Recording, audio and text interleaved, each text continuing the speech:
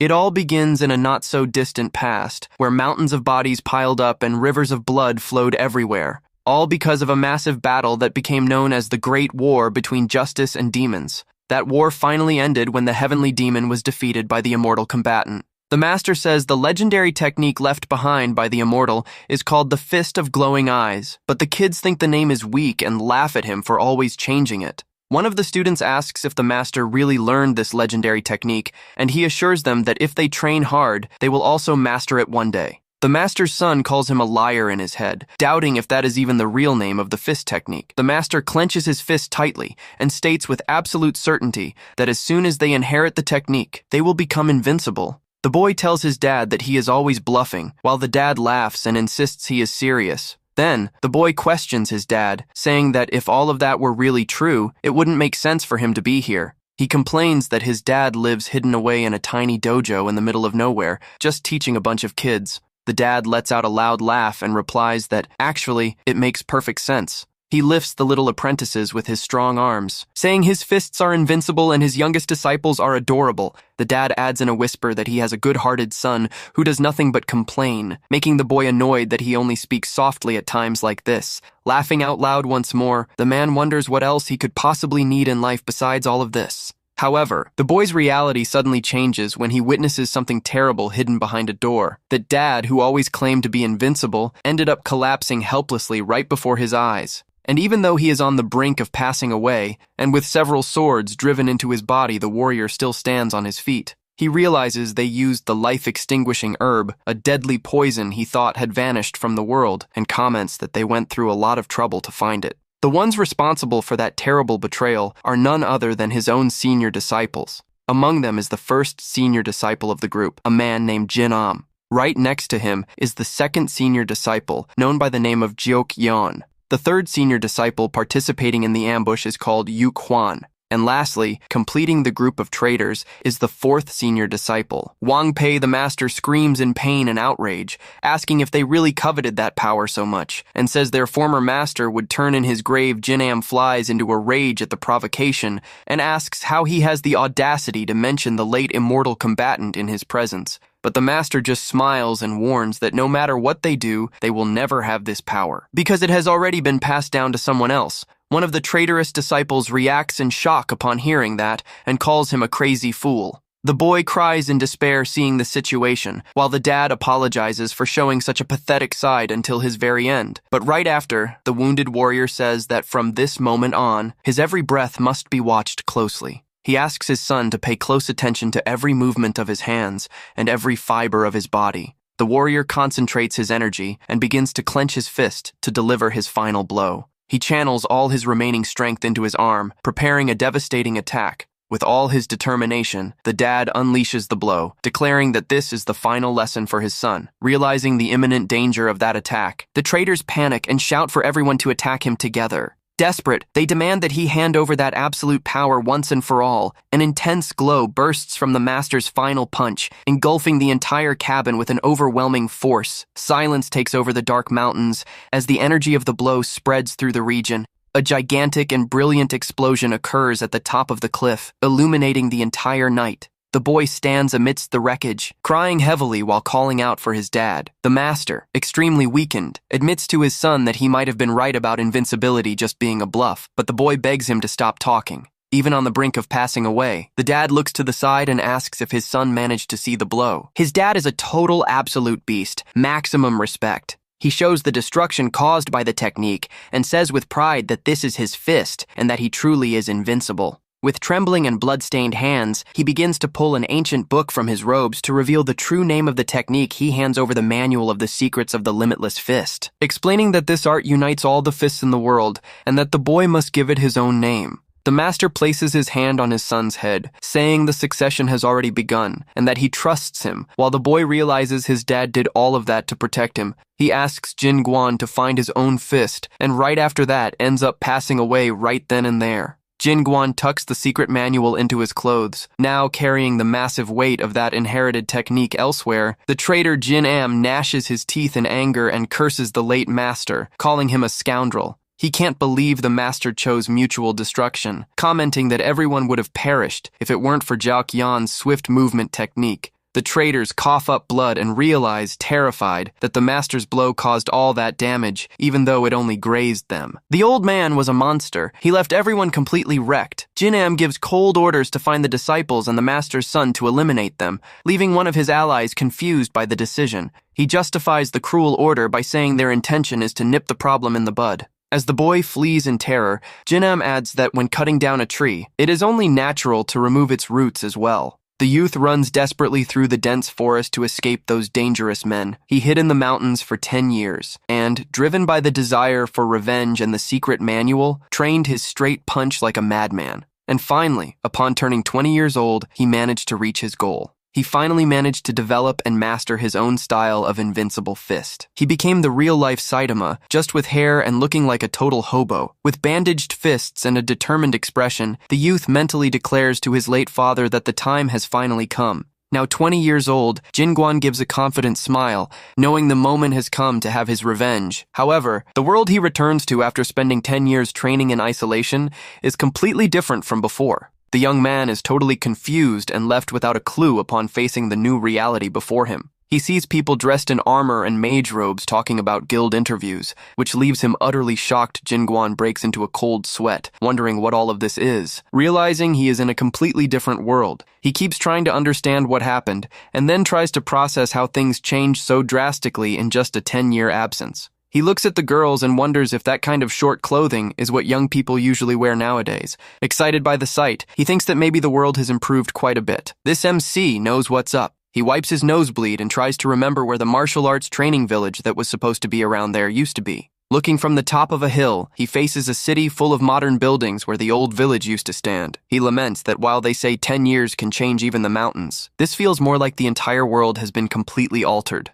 The young man approaches an elderly man passing by carrying goods and asks what happened to the village, leaving the old man puzzled by the question. Jinguan explains that the people's clothes and the village itself look strange, and the old man asks if he has happened to live isolated in the mountains his whole life. The elderly man asks if he doesn't know about the Gate conflict, the great war against beings that descended from cracks in the sky that appeared 10 years ago. The old man begins to explain in detail, saying it all started when a gigantic hole suddenly appeared in the sky. From that mysterious crack in the sky, a strange and unknown energy began to spread throughout the region. Animals and plants corrupted by this energy turned into terrible monsters that nowadays are called gate creatures next. Otherworldly warriors known as hunters began to emerge through that very same crack. And with their arrival, a terrible period of cruel and indiscriminate attacks against everyone began. By their standards, even a low-level hunter could easily defeat the strongest martial artists there. More than 80% of the Murim warriors ended up perishing in that ruthless war. But just when everyone thought all hope was lost, the 4 heavenly kings and disciples of the immortal combatant emerged to fight, also known as a bunch of absolute snakes. Appearing at the moment of absolute crisis, they joined forces and began to push back the invaders with immense power. Shortly after, people from Murim also began to awaken as hunters all across the region. Seeing that the warriors and awakened ones united under the leadership of the 4 heavenly kings, the leader of the invaders proposed a peace treaty. The elderly man concludes that with the end of the war and full cultural exchange, magical skills replaced traditional martial arts. The old man still asks if he really came from the mountains, while Jin Guan is shocked to process that his father's murderers turned into heroes. The elderly man walks away, grumbling that the young man should at least read the newspaper once in a while to stay informed about the world. Jin Guan is left alone and pensive, unable to accept that the same monsters who took his father's life are now seen as saviors. While trying to make sense of this entire mess and what is actually going on, he suddenly bumps into someone passing by. A blue-haired girl apologizes with a friendly smile, and he replies awkwardly that it's fine. The young man watches the girl skip away and thinks to himself about how revealing people's clothes are nowadays. He decides he first needs to go to a tavern to gather information and looks for the iron coins he had stored in his robes. As he puts his hand into the inner pocket of his clothes, the young man goes into a total panic upon realizing his things are gone. Jin Guan despairs as he notices that the secret manual he kept so carefully inside his cloak has simply vanished. The young man widens his eyes in absolute shock upon realizing the gravity of the situation he finds himself in. Meanwhile, the blue-haired thief runs through the streets thinking she stole some kind of highly valuable family heirloom. She analyzes the old book and complains about the bad smell, being identified as Alice, a rank D thief hunter. Suddenly, a voice behind her says it is very rude to talk like that about someone else's property, startling her. Jin Guan appears crouching on the roof and warns that the manual is more precious to him than life itself, scaring the girl. When questioned about how he found her, he replies that he just followed her energy, taking offense at her calling him a filthy hobo, stammering in fear. The thief asks what his job is, and if he might be someone bad, like a dark mage. The young man says he doesn't know and doesn't care what a dark mage is, demanding only that she return his belongings at once. He climbs down from the roof reciting proverbs about not coveting small things lest you lose the big ones, and says she should never steal from anyone. Alice realizes that if he can read her mana so easily, his level must be way higher than hers, deciding to change her strategy. She bows, apologizing for causing trouble to such a noble warrior, returns the book, and shamelessly asks if he can lend her gold. Jin Guan asks what gold is, leaving the thief incredulous that he doesn't know money, but she accepts when he says he has iron coins. She fakes crying and makes up a story that her parents passed away, and her only sister is very sick, justifying the theft by the urgency to get money for medicine. He asks about the sister's illness and she confirms, secretly celebrating that her dramatic act of faking tears is working perfectly. She continues the lie, saying a plague spread through the village and nobody could find the cure until a mysterious healer appeared with the medicine.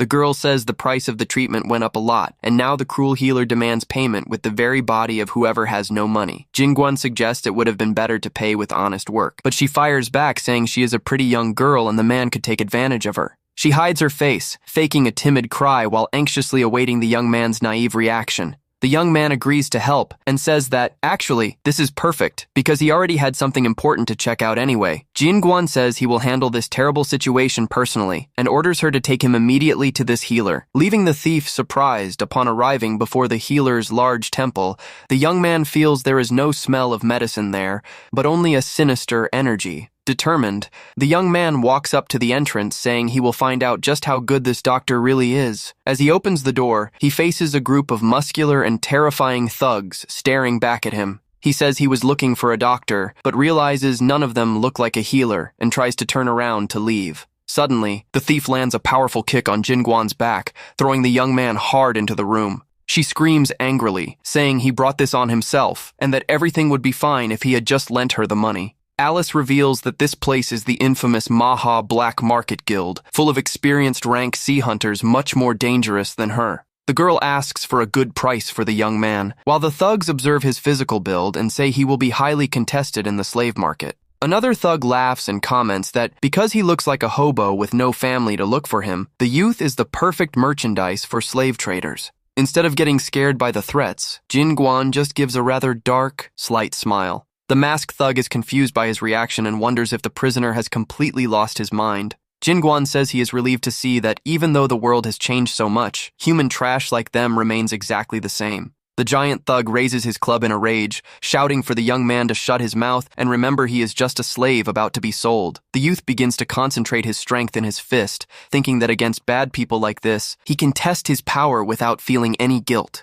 The young man prepares to unleash all the destructive force of his powerful fist at once. The giant thug is caught off guard by the immense pressure generated by the opponent's punch and stammers, completely lost. On the outside, the imposing wooden structure of the temple appears peaceful for a brief moment, but in the next second, the entire temple explodes violently due to the overwhelming shockwave of the punch. The force of the wind generated by the impact is so absurd that it blasts the thief Alice away amidst the dust. The roof of the place completely collapses, leaving a massive crack open and scattering debris everywhere. The thugs who survived stand up coughing amidst the smoke, totally dazed and trying to understand what just happened. They look around terrified, seeing the destruction and wondering what on earth caused such a colossal impact. Suddenly, one of the guild members points in surprise and shouts that he finally figured out what happened. He assumes that all that immense destruction was the work of a special skill used by their own guild leader. The man flatters the boss, saying his attack was too fast and powerful, while the masked leader is left confused about whether he actually attacked convinced by the lie. The leader laughs proudly and warns the thugs that he must not use his techniques so carelessly from then on.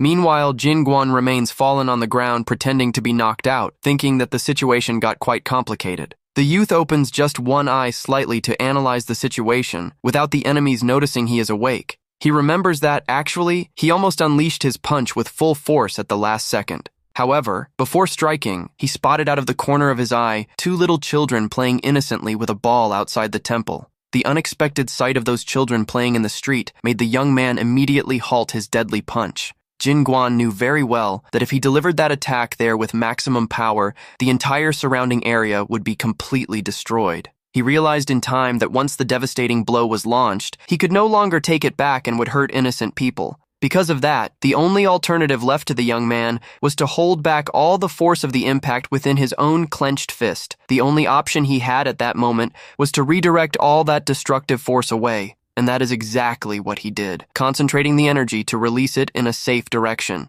The concentrated power ended up going straight up through the roof of the cabin, causing that great explosion at the top. Lying in the debris, the youth gives a sly smile and whispers that all of this is getting quite interesting. He mumbles that being strong isn't everything, making the thugs think he went crazy with fear and ordering them to process him quickly to sell him the next day. Night falls and the moon shines through the bars of a stone prison window. Inside the dark cell, the other prisoners sleep soundly and snore loudly on the freezing floor. Sitting in the corner, Jin Guan thinks that if he keeps attacking like that, innocent people will get hurt, and that he needs to learn to hold back the force of his fist. He looks at someone on the other side of the bars and says they haven't introduced themselves yet, revealing his name as Jin Guan. Suddenly, something small is tossed in his direction, catching the black-haired young man's attention. The one appearing there is Alice, and the youth finds her name quite strange upon hearing it for the first time. Eating the rice ball she brought, he complains that it is a very cheap payment for having betrayed him, and that her generosity is as minuscule as her name. Alice sighs in frustration and asks if this is really the time to complain about food, questioning if he doesn't understand the gravity of the situation. She shouts, asking if he isn't even a little bit angry about being deceived and betrayed in such a blatant way. The young man just stares back at her in silence, leaving the girl tense and at a loss for words. She then confesses, holding her own arm, that she really needs the money and that her sister is indeed very sick. With a sad look, she adds, saying she came to warn him that she is not going to feel guilty at all for what she did. The young woman claims that everyone says that in this cruel world, whoever gets deceived is the true fool of the story. Trembling a bit before the silent young man, she tries to convince herself with conviction of her own words. Jin Guan replies calmly that he thought everything had changed, but notices that some things remain exactly the same. He adds, saying that either way, he will be helping to cure her sister, and that for him that is already enough, leaving her confused. With a warm smile, he tells her not to feel guilty, as he was the one who offered to help first. The young man just asks her to make sure her little sister is properly cured with that money. Jin Guan concludes by saying there is no greater regret in life than failing to protect your own family. Blushing! Alice shouts, asking who is worried about whom, and calls him a stupid hobo, while he complains that she is too harsh on someone helping her taking advantage of the moment. He asks her to keep the book he brought and promises he will be back soon to take it back. The girl agrees to keep the manual, but grumbles with a sour face that the book stinks and she won't stay with it for long. While walking away, Alice says quietly that he better hurry up and come back soon to fetch his book back. The next day, a prisoner carriage advances along the forest road, which looks terrifying even under the daylight. One of the guards explains that their base is in the middle of nowhere to avoid the Hunters Association, since the illegal slave trade would be the end of them. Even so, the other guard complains that passing through a rank B monster habitat is way too dangerous and puts many lives at risk. The carriage finally stops before a large, rustic wooden structure, and the guards announce their arrival. The guard bangs on the bars, telling everyone to get out without stalling, while Jin Guan stretches calmly and asks the reason for all the noise. The guards confirm that the new slaves are in good shape, and that the Maha Guild sent an especially strong and resilient young man. This time, a fat and pompous slave trader sips his wine happily, saying he is looking forward to seeing this strong new slave. The thugs push the prisoners rudely and threaten to break the limbs of anyone who dares to slack off. The traders order them to feed the prisoners well so they don't pass out at the auction, and Jin Guan takes the chance to devour several chicken drumsticks. Another prisoner has his hair washed, while the guards complain that nothing ruins the buyer's appetite more than dirty and greasy hair. They give the muscular youth a thorough wash, reinforcing that a bad smell is even worse and that all merchandise needs to be well scented. Relaxing in the wooden tub, Jin Guan sighs in relief at finally managing to wash off all the dirt accumulated from 10 years in the mountains. He thinks happily that the slave life isn't so bad, making one of the guards wonder why someone about to be sold is smiling. Looking to the side, Jin Guan recognizes the bath attendant and wonders in surprise if that unexpected reunion is destiny at work. The young man asks if he wasn't a peddler, and the old man hands over a towel explaining that that was just one of his 10 different jobs. The elderly man introduces himself as Sip Jap Su because of his multiple jobs, and the young man introduces himself right after as Jin Guan. The old man says it's a pity to see him there, but the youth fires back saying the place seems great for giving food and a bath, making the old man warn him about what's to come. Suddenly, the imposing shadow of one of the prison guards looms before them, abruptly interrupting the conversation between the two. The thug asks irritably why the young man hasn't been prepared yet to receive the hot iron brand they use to mark slaves. He approaches furiously and asks why Jin Guan is wearing his old clothes again instead of preparing for the branding, with an extremely friendly smile. The young man just replies that he prefers to pass this time and won't be wanting to receive that hot iron brand. Jin Guan says his body is a gift from his parents and he cannot harm it, leaving the guard furious, telling him to shut up and sit down. The guard tries to hold him by force, but the youth dodges with extreme ease, leaving the thug confused and surprised. Jin Guan walks away calmly while dragging the guard who tries to hold him, ironically thanking everyone there for their hard work. The other guards shout in shock upon seeing the absurd scene and immediately order to catch that rascal no matter what. Meanwhile, Jin Guan walks and observes the luxurious interior of a massive mansion hallway. He thinks about how ridiculously giant that house is and decides that his priority at the moment is to find a way out of there. The young man bumps into 2 helpers he recognizes from the bath and asks calmly if they happen to know the way out of there. Stammering, one of them says he knows the exit, and the youth suggests they walk together, but the boys ask in fear if what he is carrying isn't heavy. Jin Guan asks what would be heavy, completely unaware that he is dragging a line of knocked-out guards by their chains, leaving the boys speechless. Upon arriving at the main entrance of the huge mansion, he admires the size of the place while the boys show the way. Suddenly, a voice shouts from the middle of the forest, warning that it is completely useless to try to escape from there, catching the group's attention. The fat slave trader laughs out loud and says he already knew this would happen, bragging about having anticipated their escape. The fat man reveals he hired Myung Chung, a rather proud rank C hunter from the Seol clan, to deal with potential escapees. The hunter begins to deliver a long, arrogant speech about his great achievements and his importance as a treasure of the Seol clan since birth. However, he is interrupted in a tragic and brutal way before he can even finish speaking. A gigantic rank, bee monster known as the mountain bear, suddenly emerges before them, leaving the trader in shock. Panic spreads as everyone screams desperately for help, knowing they are doomed before a monster that killed a rank C hunter with a single blow. While the men run in fear, Jin Guan scratches his head calmly and comments that the creature has a pretty bizarre physical structure for a monster. While the bear roars and charges furiously to attack, the young man ignores the beast and wonders if Alice is taking good care of his valuable book. Night falls over the large, modern, and illuminated city. Far away from that dangerous forest, Alice walks thoughtfully and downcast through the city streets under the lamppost light. She continues silently down a dark and quiet alley, immersed in her own feelings of guilt. The girl laments in thought that she had promised to bring her 6 sisters' medicine back that very same day. Suddenly, a familiar voice calls her in the middle of the dark alley, startling the young thief. Jin Guan appears from above, asking if she kept his book, scaring her before she asks incredulously how he managed to escape the guild. With a blank expression, the young man replies simply that they just let him go without any trouble. He begins to ask about her sister's health, but is interrupted by very heavy coughing coming from inside the neighboring house. Desperate, Alice opens the door in a hurry and enters the room, calling for her older sister to see if she is okay. The pink-haired sister coughs a lot and says she asked her to come home early, while the girl begs anxiously for her not to strain herself talking. Awkwardly, Jin Guan apologizes for the bad timing and asks where his book is, reinforcing that it is indeed very important noticing his presence. The older sister strains slightly to comment that they have a visitor in the room. She introduces herself as Young So-hee and apologizes for greeting him lying down due to not being in good health conditions. Jin Guan then notices something strange about the girl. He wonders what kind of energy that is, realizing it is not martial arts, but rather a very strange, hostile, and unpleasant force. Alice cries and apologizes to Jin Guan, confessing with sadness that she couldn't keep her promise because they took everything from her. She cries saying those scoundrels stole all the money for her sister's medicine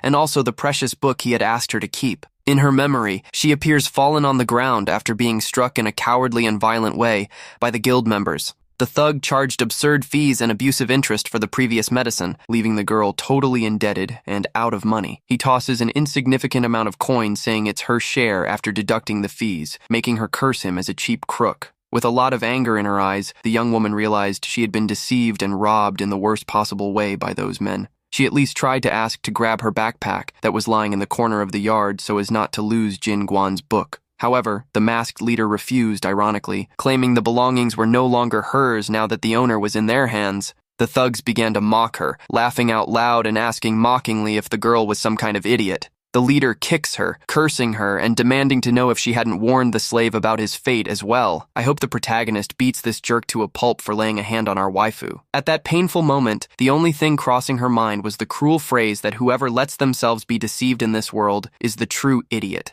The brute threatened her, saying that if she didn't want to be sold as a slave too, she should vanish from there immediately. They mocked her even further, suggesting in a disgusting way that she sell her own body for a good price. Back in the present, Alice offers sincere apologies for her failure to protect the young warrior's precious manual. The sister tries to comfort her while Alice cries, lamenting that she had promised to at least get his belongings back. Seeing how completely regretful she was, he places his hand gently on Alice's shoulder and asks firmly if she has finally managed to understand the situation. Now Jingguan says that even if this is a world where whoever gets deceived is the fool, she still needs to learn what the price is for deceiving others. He picks up her older sister in his arms, saying with a smile for the two of them to behave themselves properly from now on. While being carried, the pink-haired sister blushes and asks what this young warrior's true relationship with Alice is. The protagonist wants the older sister too. He knows exactly what he's doing. He places her back on the bed carefully and replies, thoughtfully, that the two of them have a little bit of history together. Scratching the back of his neck, he admits he feels partially responsible for Alice's failure to get her sister's medicine that day. He tells her not to worry because he is going to fetch the medicine with Alice, making the sister smile in relief and ask if she can trust Alice to him. The young man accepts the request without hesitation, but asks the older sister to make him just one promise in return. With a confident smile, he asks her not to let herself be defeated by the illness, promising that he will return very soon. Next, the young man turns and calls Alice to leave there immediately. Leaving her confused by the haste, he explains with a determined smile that their goal now is to recover her money and his father's secret manual. Alice asks, confused, if they shouldn't go to the same building where the members of that Maha guild were during the afternoon. The girl stops before a metal door and explains that this is actually the back entrance to their true secret base. She opens the door slowly, telling that gang pretends to be just a regular and honest guild during the day. However, Alice reveals that during the night, the place transforms into the most famous underground gambling house in the entire black market. She hands a black cloak to him, explaining that since they are breaking into the place in secret, they should at least try to cover their faces. While the two put on the hooded cloaks, the girl comments that the most famous and popular gambling game in that secret house is very peculiar. From above, they observe a noisy crowd around a table betting high and shouting excitedly. Pointing to the central courtyard of the arena, she indicates to Jingguan which game is where all the money moves there. The bizarre game consists of a slapping match, where two giant men take turns delivering brutal slaps to each other's faces. The young warrior is totally incredulous and asks if they really bet money, watching people slap each other in the face. Alice confirms that the whole house lives off this game, but the conversation is interrupted by someone emerging behind them and asking who they are. The person says he heard a very familiar voice and came to check closely, revealing he already knew it was Jin Guan there. Oh wow, another waifu? It's old Sip Jap Su in bizarre female attendant clothes, leaving Jin Guan thinking his destiny must be pretty ruined. What on earth am I seeing on my screen? I got catfished. Intrigued, the youth confesses he is asking only because he doesn't know if nowadays there is no longer a difference between male and female clothing. Alice observes the scene with a look of deep disgust, and the young man decides it's better to drop that subject. I have that exact same face right now. The elderly man laughs quietly, commenting on the difficulties of getting a job, and asks to let him finish explaining the rules of that underground game. He points to the central arena, explaining that two competitors stand side by side at a table and take turns slapping. The old man adds that if the competitor receiving the blow manages to stand firm on the table, it becomes his turn to strike back. On the other hand, if the competitor can't take the brutal impact and falls to the ground, he loses the game immediately, just like what just happened there. Jin Guan concludes that the players bet money and the winner takes all, but Alice warns him to forget the idea of trying to enter the game. She warns seriously that betting game is so violent he might end up unalived if he isn't very careful. The announcer states that the leader of the Manhwa Guild himself and champion of the arena knocked down the unbeatable challenger with just one devastating slap. The leader, Nahande, laughs and taunts the crowd, calling anyone with courage to try their luck at winning a fortune against him in the arena.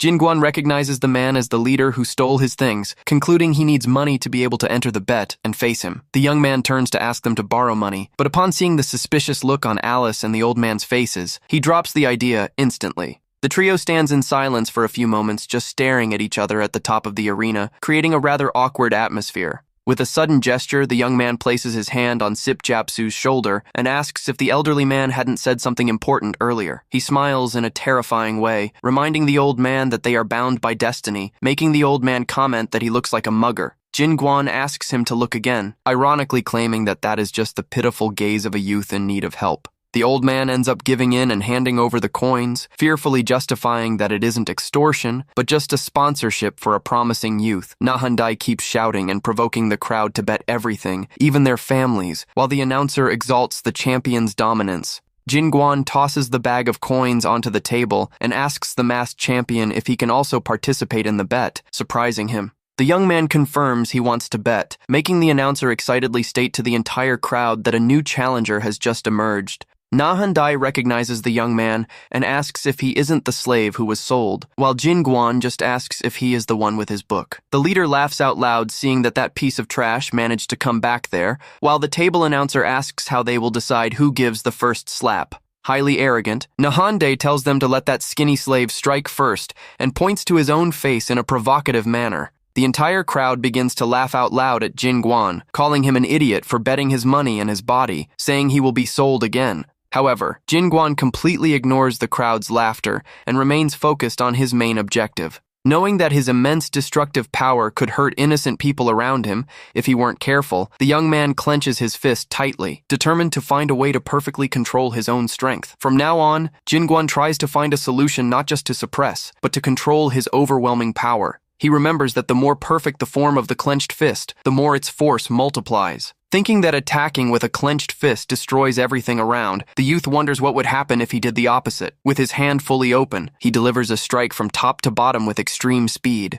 The people in the crowd watch the scene completely shocked and open-mouthed at what they just saw. Even the guild thugs are terrified and left with no reaction before the terrible impact of that blow. The opponent is blasted face first into the ground with so much force that it opens a massive crater in the combat arena. Alice asks desperately if that was really a slap, but Sipjapsu replies flatly that it wasn't, smiling slightly. Jinguan explains that that is actually a new fist technique that he developed himself. He reveals that it is a technique that delicately breaks down the massive energy and releases it in a dispersed way. The young man calls the move the Fist of the Great Dispersed Chi, but everyone shouts out in outrage that it's just a regular slap. Jinguan warns that he won't let his victory go to waste and is taking the bet money, leaving the announcer completely trembling and not knowing what to do. At this, the thugs tell everyone to draw their swords and surround the young man to prevent him from leaving there alive. Jinguan approaches calmly and warns that he only needs to know where his luggage is while they shout to eliminate him. Seeing the enemies running in his direction, the protagonist just raises his hand and thinks that this is simply perfect for him right after. The thugs begin to drop, knocked out one by one with red slap marks on their swollen faces.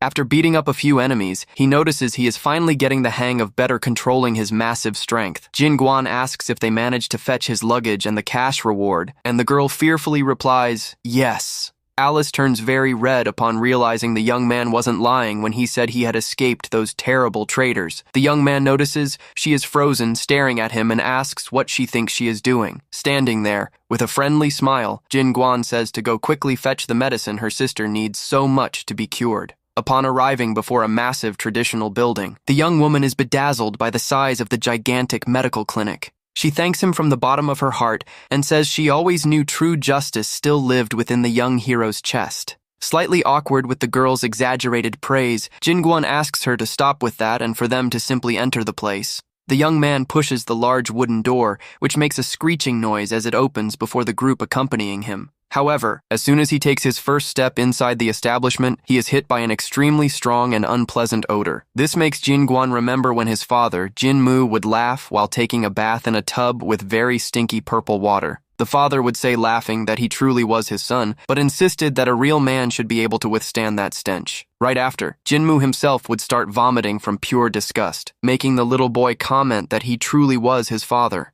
Holding his nose, the boy would ask what all that nasty stuff was, and why his father insisted on sitting in that mud pit. The father would look serious and ask if the boy knew what the greatest regret he had in his entire life as a martial artist was. He would explain that because of that unbearable smell, he ended up failing to achieve a body completely immune to any type of poison. The man would confess that since his sense of smell was much sharper than normal, he simply couldn't stand that terrible stench. The father would hop out of the tub, dirtying his son with the filthy water, while the little one complained and asked why he even tried back in the present. The young man warns his companions that the smell inside is too strong and that they need to keep moving. He instantly recognizes that distinct poison odor, knowing very well it is the same unforgettable smell his father tried to endure. Suddenly, a mysterious figure wearing a dark hood emerges from the shadows, commenting about receiving visitors at such a late hour. The doctor asks with a smile if they came to buy medicine, while the young man immediately notices that that man uses poison arts. The doctor explains that the number of sick people has increased so much lately that he needs to work even during the night to keep up. He reveals that although nobody has unalived yet, the plague has already spread through the entire village, leaving the young woman scared by the amount the man tries to reassure them, saying that despite everything, it is a great relief that they already possess an effective cure for this disease. He details that the yin-yang pill is made with 3 rare ingredients that are extremely difficult to find nowadays. The doctor adds that in the current era of the new Murim, it is great luck to be able to create these powerful elixirs just using special techniques. The doctor hands the little bag with the medicine to her, assuring that he added special herbs to help restore her sister's energy. With her eyes shining with happiness, the girl holds the package with the medicine tightly and immensely, thanks the generous doctor's help. The man says don't mention it, but warns that the patient needs to take the medication without interruptions until she is completely recovered. While the two talk, Jin Guan begins to mess with the herb drawers of the cabinet, catching the doctor's attention and making the girl annoyed.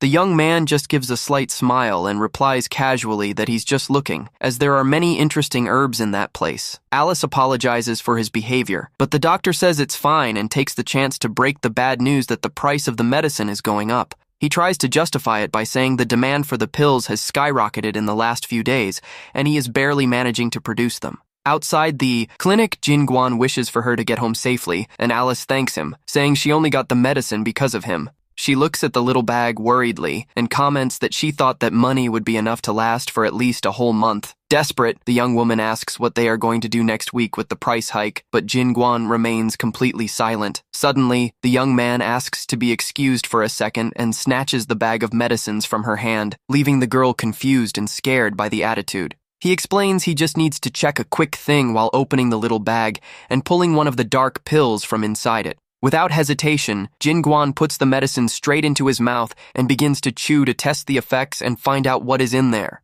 Alice screams desperately, asking if he knows how much that cost, but he just replies that he was a bit low on energy lately. While the young woman complains about the waste of money, Jin Guan asks her not to be so cheap and Sip Jap Su just observes in silence. Noticing the young hero's peculiar behavior, old Sip Jap Su seems to realize something very important and becomes pensive. Later that night, the scene changes to the place where Alice's sister is resting and recovering from the serious illness. Her sister, Yang So-hai, puts one of the purple pills into her mouth and swallows it calmly to try to relieve the terrible pain she feels right after. The girl expresses great relief and gives a bright smile, feeling much better after consuming the medication. Alice holds her sister's hands emotionally and thanks the heavens, crying with happiness seeing that the medicine really took immediate effect. With tears streaming down her face, the young woman deeply thanks Jin Guan for having accepted that selfish request to help her. The two sisters unite to thank the young hero again, from the bottom of their hearts, for having saved Yang So-hai's life with his help.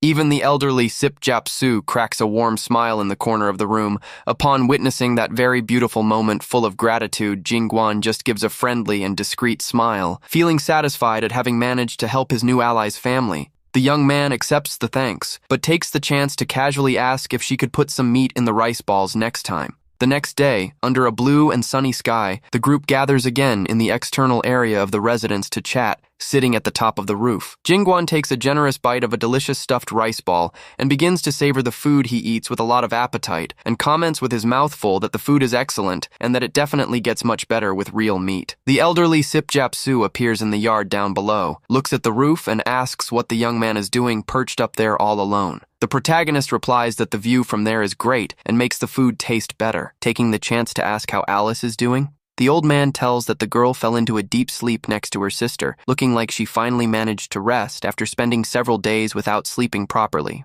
With an extremely light and agile movement, the elderly man takes an impressive leap and lands softly right on top of the house tiles. Jin Guan comments that, as he suspected, the veteran is also a martial artist. But the old man laughs and changes the subject, saying he is far from that. He defines himself as just an old man who couldn't adapt to this modern world and needs to hustle across 10 jobs to survive. However, changing the subject with a serious look, the elderly man reveals he saw very well what the youth did earlier when he held the bag of medicines. He fixes his eyes on the young warrior with a mysterious air, making it clear he was paying close attention to his every move. The veteran states with total certainty that he clearly saw the exact moment when Jin Guan swapped the medicine bags hidden behind his back. He asks if the youth grabbed an identical jar from the doctor's cabinet, joking that he has very fast and skillful hands for stealing. Curious about the situation from before, the elderly man asks what taste the youth felt when he decided to eat that test pill. Looking fixedly at the original little bag in his hand, Jin Guan asks the elderly man if he is sure that that medication is fake. He explains that extreme poisons can be medicine sometimes, but that is different for only relieving pain and acting as a highly addictive poison.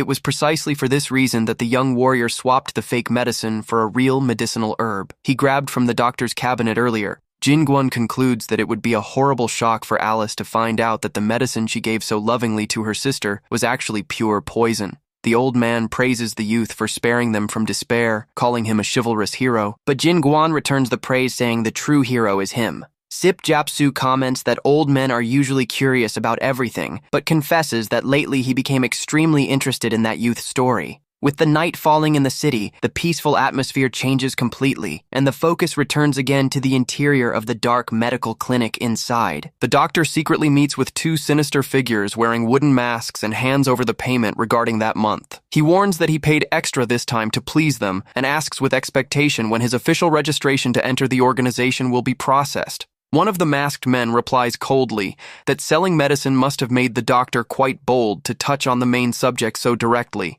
The masked man tosses a new package into the doctor's hands, telling him to take that batch first, and the doctor thanks him, bowing with greed. Upon opening the package to check the quantity, the doctor notices the weight is less and complains that the batch seems to be missing a few pieces. The masked one clarifies that the distribution of mana stones decreased throughout the organization and that he will need to pay double if he wants the same as before. He adds that the doctor needs to demonstrate this sincerity to recommend him to the superiors, making the doctor thank him for the valuable advice. The leader also warns that their slave market was recently attacked by an unknown invader and orders the doctor to keep his mouth shut. With an extremely threatening look, he makes a final warning that the consequences will be terrible if any type of info leaks from inside there. The doctor bows fearfully, assuring he would never do that, and wishes the organization's envoys a safe trip back home. After the masked men leave, the heavy wooden door of the clinic slowly closes, leaving the environment in a disturbing silence. As soon as the masked ones exit, the doctor angrily tosses the bag of coins onto the wooden table of his office. Very annoyed, he complains that the organization wants even more money after everything it has already taken from him, vowing to take revenge when he manages to get in. He whispers that he will return this humiliation 100 times stronger, but stops talking suddenly upon realizing a presence there in the room. Trying to cover it up, the doctor turns around with a fake smile and apologizes for the inappropriate behavior, claiming he didn't see the visitor arrive. Jin Guan is sitting peacefully on the shelves eating the herbs, making the doctor comment that the medicine from before seems to have not been enough. The doctor warns that taking medicines without control can be toxic, but the youth tells him not to worry because his stomach is extremely strong. With a dark look, the doctor pretends to be relieved and says he doesn't care what he does, as long as he properly pays for what he consumed. Jin Guan fires back, saying that this time it's the doctor who should pay him, because he brought an excellent and very effective medicine prepared especially for him. The doctor becomes quite suspicious of that unexpected statement from the youth and asks what exactly he means by that. Showing the original little bag, the young man repeats that he found the perfect medicine to treat that fraud's problem once and for all.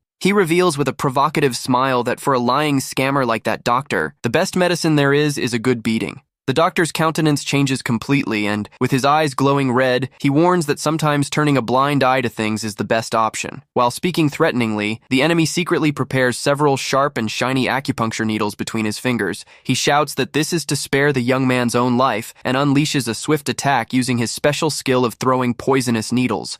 The needles cut through the air at high speed, spinning in a deadly trajectory directly toward the young warrior's chest. Jingguan tries to dodge the attack, but notices in surprise that the poisonous needles keep changing direction to chase him in the air. With absurdly fast reflexes, he moves his hands at the right time and manages to perfectly catch each of the flying needles with his fingers. The doctor lets out a cry of pure amazement, seeing that his surprise and homing attack was neutralized with such ease by the young man. He backs away trembling, unable to believe the youth was capable of holding all the poisonous needles without suffering a single scratch. The enemy stands paralyzed with terror upon establishing that the protagonist did all of that, using just his own bare hands in a calm manner. Before the villain can react, Jingguan instantly appears right before him with a movement so fast it is impossible to follow. The young man delivers a precise strike that hits the doctor's chest square on, sending the man flying backward with the overwhelming impact. The enemy spits blood as he falls to the ground and asks himself desperately what kind of ultra-fast and powerful blow just hit him that way. Groaning in pain on the floor,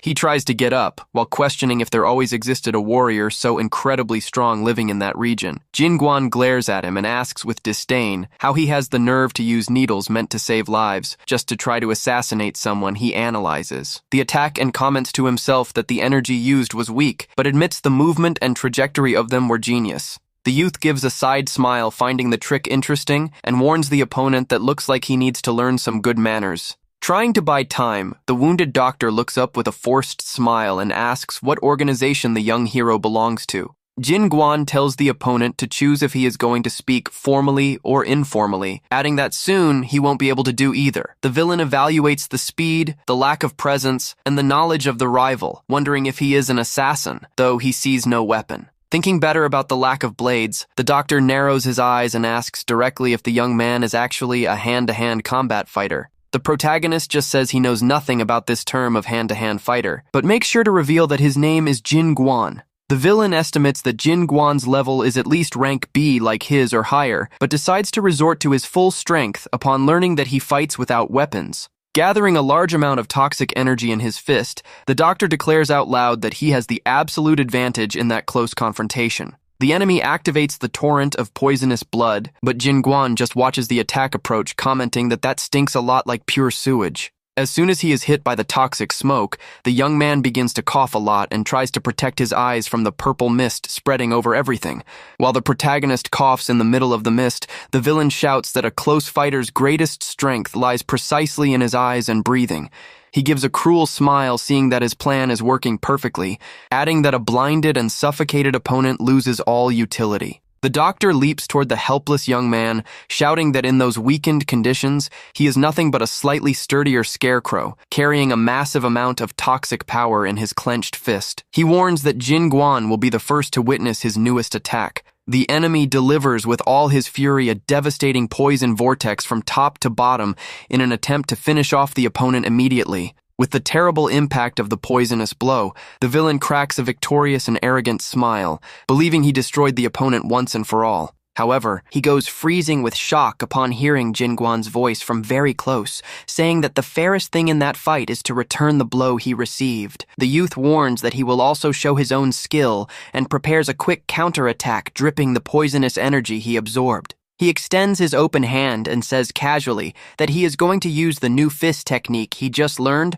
upon seeing the opponent's own attack. The doctor lets out a piercing cry of pain when Jingguan strikes his. Pressure points with a precise touch of his energy-laden fingers. Jingguan backs away a bit, fanning the air, and complains with disgust that that poison smell is absolutely horrible and is almost making him sick. The doctor leaps backward in a hurry to distance himself, holding his own bloody hand that was seriously injured during that counterattack. Highly confused, he wonders if there is any close fighting technique that uses only fingers and activates his first aid medical skill. Jingguan just gives a mocking smile and reveals to the enemy's despair that what he just did is not a game skill. He raises his index finger and calmly explains that that is a special technique he created, himself called a finger. Next, the young man raises one more finger and adds that it is a fist, but it utilizes only the fingers to strike. He smiles slightly and officially dubs that bizarre blow of his the finger fist, leaving the opponent annoyed. The doctor shouts angrily, saying he talks a lot of nonsense and that he never heard of a skill that looks like it came out of a comic book.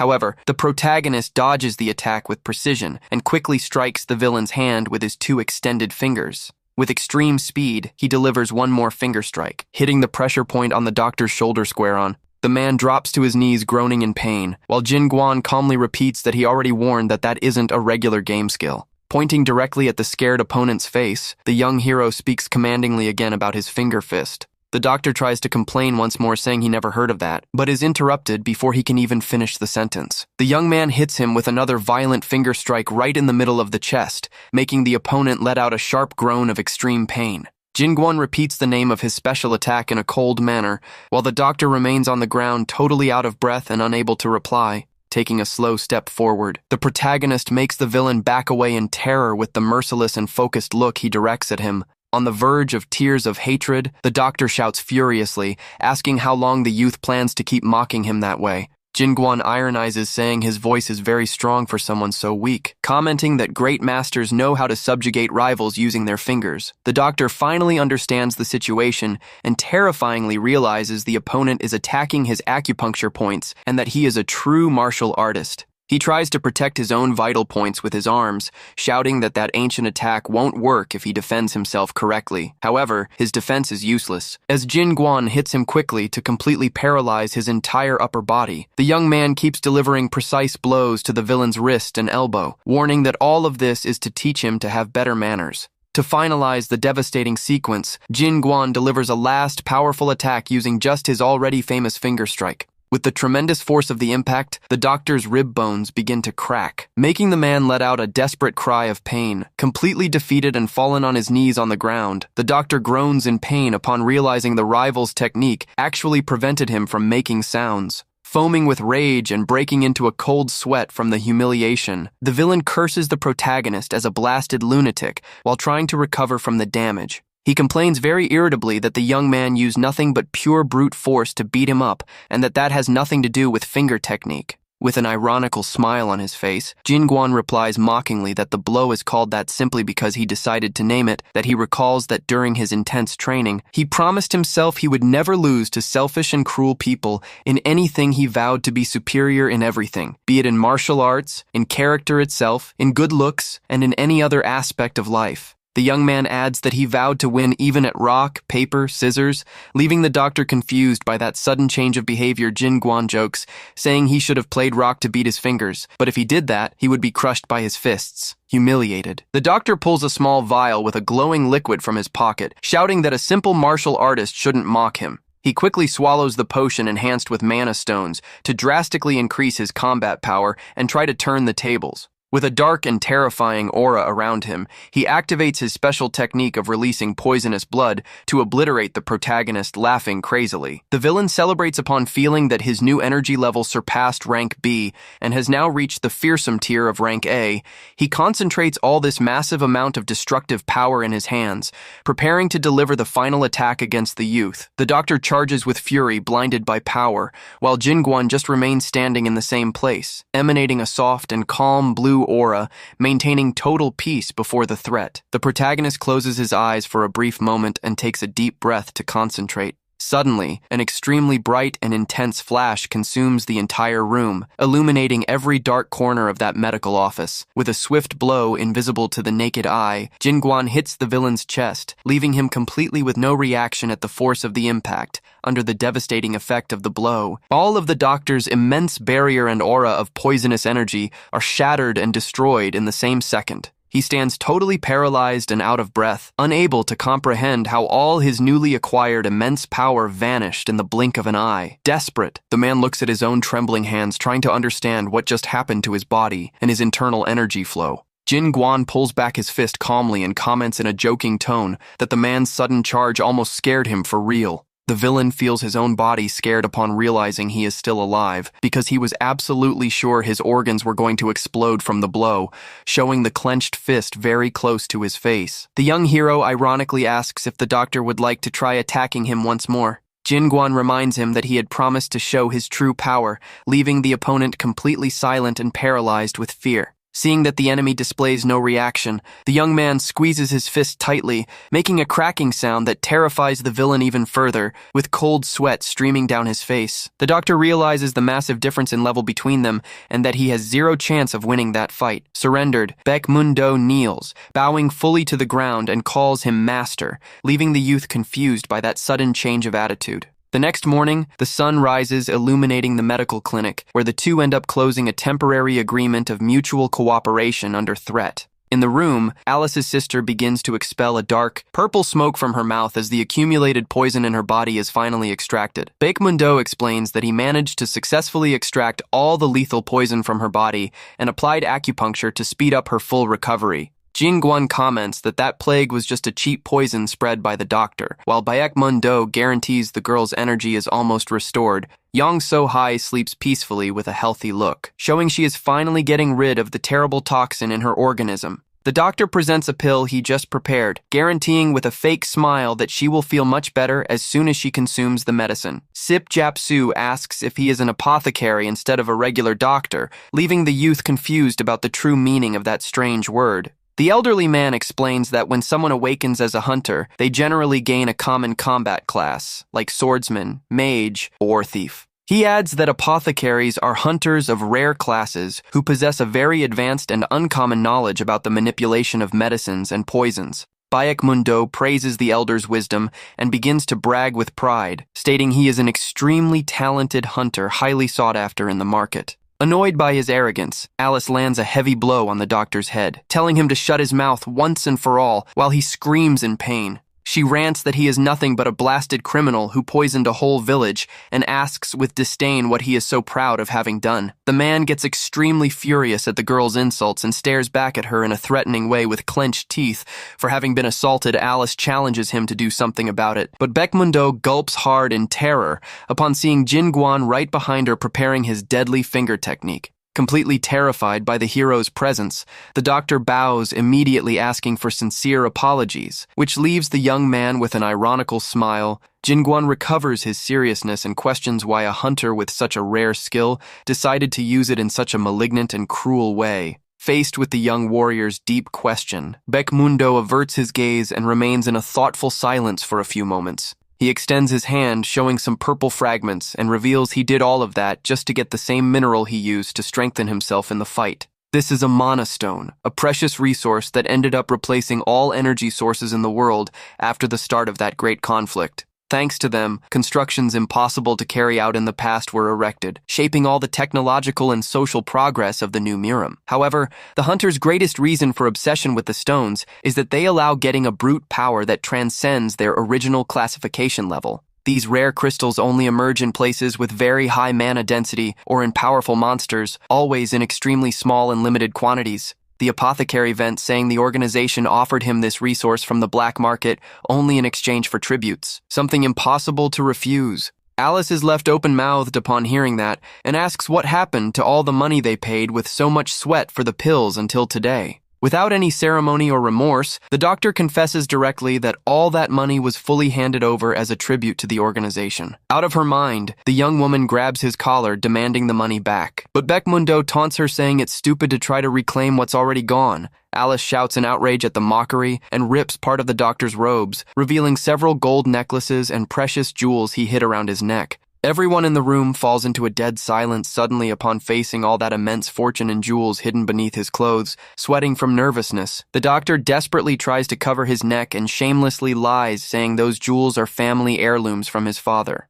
Alice and Sip Japsu immediately charge to beat him up and take the jewels, while the doctor shouts begging for them to stop and settle it by talking. With a huge bump on his head, he despondently explains it will be almost impossible to recover the rest of the coins, as the superiors already kept everything. Jinguan displays interest and asks about these superiors, making the doctor reveal they are members of a dangerous criminal faction. Upon hearing that alarming revelation, the protagonist narrows his gaze and displays that he is paying close attention to every detail revealed by the villain. Baek Mundo gulps hard under the young man's piercing gaze, realizing he has no other choice but to tell everything he knows in detail. The doctor offers to guide the group directly to those criminals' secret hideout, and Jin Guan agrees to the proposal on the spot. He reveals that that gang only acts with so much authority because it possesses the powerful and feared backing of the Red Blood Alliance behind the scenes.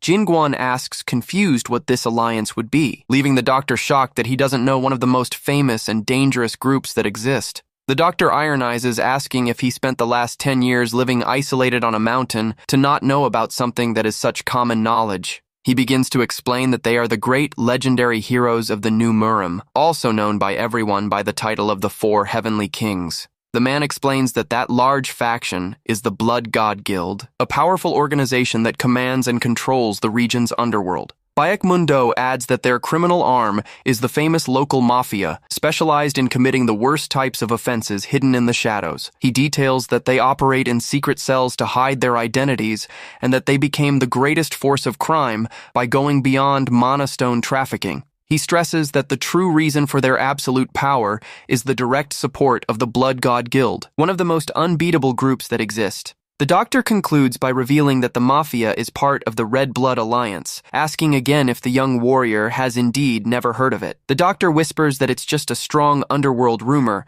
but highlights that they definitely need a very powerful godfather to act this way. Hearing about the mafia's relation with the Heavenly Kings, Jin Guan just replies calmly with a dark look that he understands the whole situation. Suddenly, a massive and terrifying red energy begins to emanate from the young man, leaving Baek Mundo trembling with terror at that overwhelming presence. Feeling the extreme and sudden change in the environment, Alice and Sipjapsu back away scared, realizing something very serious is about to happen. The elderly man fearfully questions himself if that violent and terrifying aura is actually pure murderous intent coming directly from the young warrior, with his mind consumed by memories of the past and a contained fury. Jin Guan focuses his attention only on the name of those who caused all the evil. The young man recalls the wise words of his master Jinmu, who said that the strength taught to him was not meant to hurt others or for revenge. The father emphasized that the most important thing was to have responsibility, so that he would never be consumed by the darkness of his immense and dangerous power.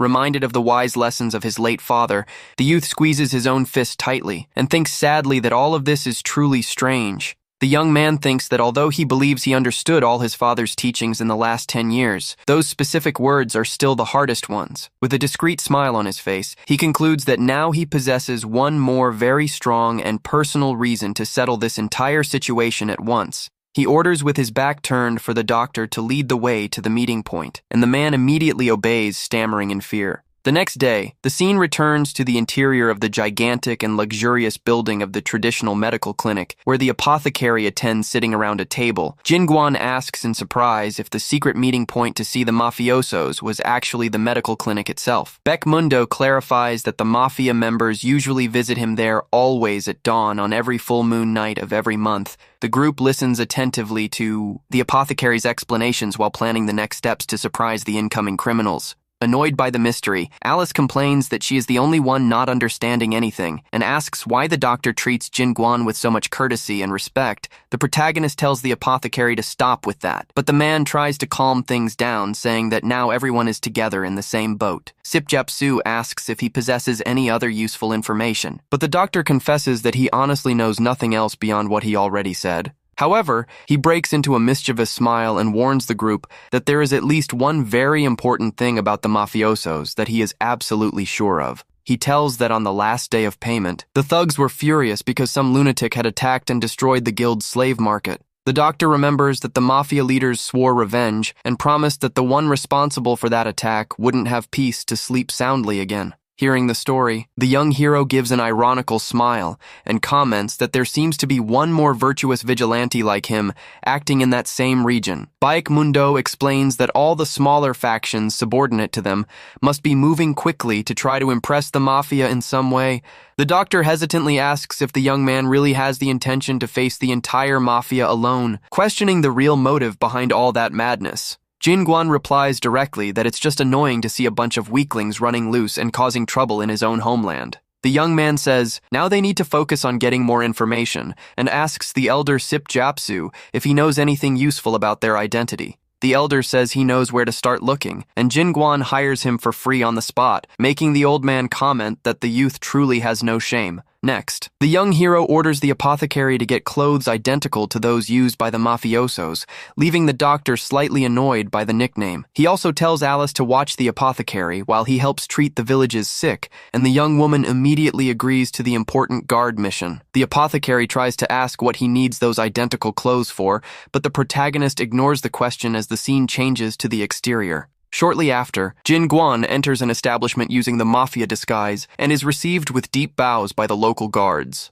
The man responsible for the place trembles from nervousness and apprehensively warns that his guild has already carried out all the tribute payment regarding that month. The disguised mafia leader keeps walking in a slow and imposing manner down the hallway, while the scared guard asks what brings him there. Behind the traditional wooden mask, Jin Guan asks with a calm and mysterious voice if the guard really knows who he is talking to. In his memories, Baek Mundo had warned him about the danger of hunting them alone, but the youth replied that he would check out that whole structure personally. Back in the present, the guard gets confused and hesitantly comments that the supposed mafia messenger had already passed by that place just 2 days ago. He warns that he first needs to send a message to the superiors inside, but is interrupted by a massive and sudden pressure of energy. In his memories of the plan, Jin Guan had explained that his method consisted simply of blocking all the exits of those rats' dens. He was absolutely sure that by closing the circle this way, the rats hidden in the underworld would end up being forced to reveal themselves sooner or later. Suddenly, a colossal and overwhelming explosion consumes the entire structure of the building, destroying the whole place from top to bottom with a crash. A massive cloud of smoke, dust, and pieces of wooden debris fly everywhere in the block after the terrible collapse of that tower. In the surrounding streets, the local residents go into absolute panic upon seeing the gigantic explosion and fearfully wonder what could have caused that. The civilians realize the building of those corrupt loan sharks was totally destroyed. Pointing shocked at the mysterious silhouette walking away with his back turned, Sip Japsu observes everything from afar hidden in an alley and is completely astounded by the ease with which the young warrior performed that feat. The elderly man admits to himself that he is totally at a loss for words to describe the absurd and relentless strength demonstrated by the youth in that attack. He reflects surprised on the young man having such absolute power at just 20 years old, highlighting that his strength doesn't come from magical skills, but from pure martial art. The elder comments satisfied that he lived long enough to witness something so fantastic and discreetly points to where their next stop should be. While walking through the busy streets, the old man comments in a serious way that there is just one single very worrying thing bothering his mind. He recalls that just as the apothecary had said before, the value and commercial importance of mana stones in that current world are simply absurd. The elder points out that the Hunters Association guards this resource rigidly, warning that if the Heavenly Kings are indeed involved with that mafia, he warns that the conflict won't be something simple to solve, since the fragile world peace only exists due to the treaty between the Association and the Heavenly Kings. Jin Guan listens with total peace to the veteran's warning and focuses only on discovering the truth about the mafia's connection with the large enemy group. The young hero calmly states that they are going to find out the whole truth behind that as soon as they step once and for all into their next base of operations. The guard at the door of the new place gets scared upon seeing the mysterious and disguised figure approach in such a silent and imposing way in the middle of the day. With a terrifying tone of voice behind his wooden mask, Jin Guan decides to play and ironically asks if the guard knows who he is, sweating cold from nervousness. The security guards hesitantly reply that he must be one of the elite members belonging to the dangerous mafia organization. The protagonist just celebrates that the answer is correct and delivers a punch so monstrous it implodes the enemy's entire building in the blink of an eye. Next, he proceeds to systematically destroy all subordinate bases of the mafia, clearing the city of thieves, smugglers, and traffickers without mercy. The residents comment how the city's atmosphere changed for the better, thanks to the mysterious hero who wears black clothes and a mask to hide his identity. They call him the Faceless Hero and the Nameless Wanderer, stating he is the true hero of their time, surpassing even the Rank S hunters. While the citizens celebrate the emergence of this masked warrior, a mysterious man in a mafia cloak listens to everything in silence. The masked man remains quiet while observing the people commenting on the hero's recent actions around the city. In the mafia meeting, the leader tensely reveals that almost all their branches in the south and north were completely destroyed recently. The rank A hunter, Xian Wu-tan, irritably suggests they must have an internal traitor. Since the enemy perfectly knows their location and uniforms, he insists that a rat has definitely infiltrated among them to pass this valuable info about the organization. However, a woman from the organization smiles with disdain and says that thinking there is a traitor because of common clothes is a big stretch.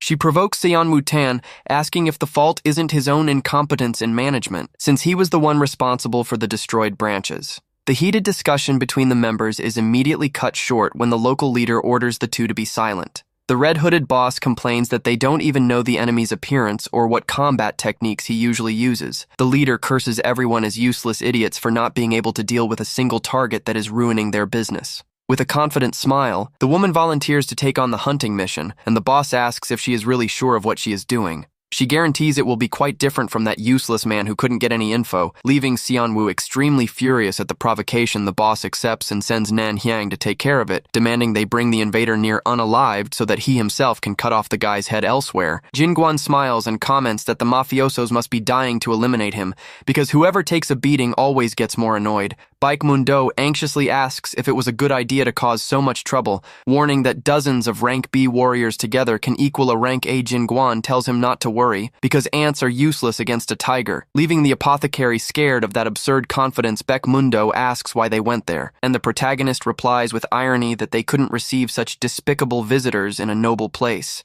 He refers in a sarcastic way to the Maha Guild headquarters, whose main entrance doors already appear completely destroyed. Inside, the guild thugs warn the boss they are totally prepared for the day of their long-awaited revenge against the invader, Na Han Dae, the rank B leader. Furiously rants that the cheek that took the slap has finally gone down and vows he won't be made a fool of again. He recalls with a lot of anger that blasted cheater who dared to cheat during the sacred slapping match they disputed. The thugs excitedly agree that the time for payback has come and state the enemy won't stand a chance against the boss's special arm-raising skill. They confidently shout that they believe in the leader's potential, but suddenly one of the members notices a strange presence right behind them and gets confused. The man lets out a desperate cry of terror upon coming face to face with Jin Guan standing right there with the greatest peace in the world. The other thugs quickly turn in shock upon hearing their companions scream and get into stance immediately. Na Han Dae widens his eyes upon realizing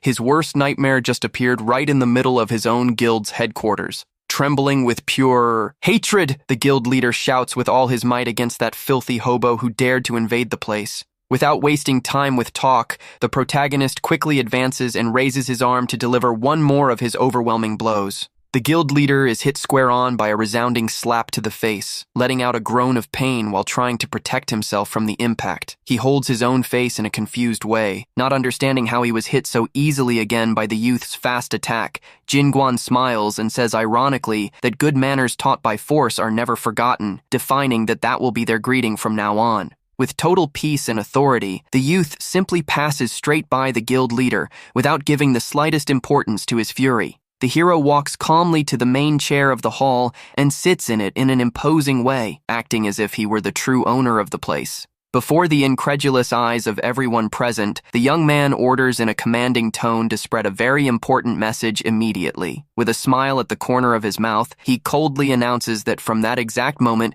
the nameless wanderer has taken total control of the guild. Completely shocked and sweating from nervousness, the leader hesitantly asks if he heard correctly that absurd statement of domination.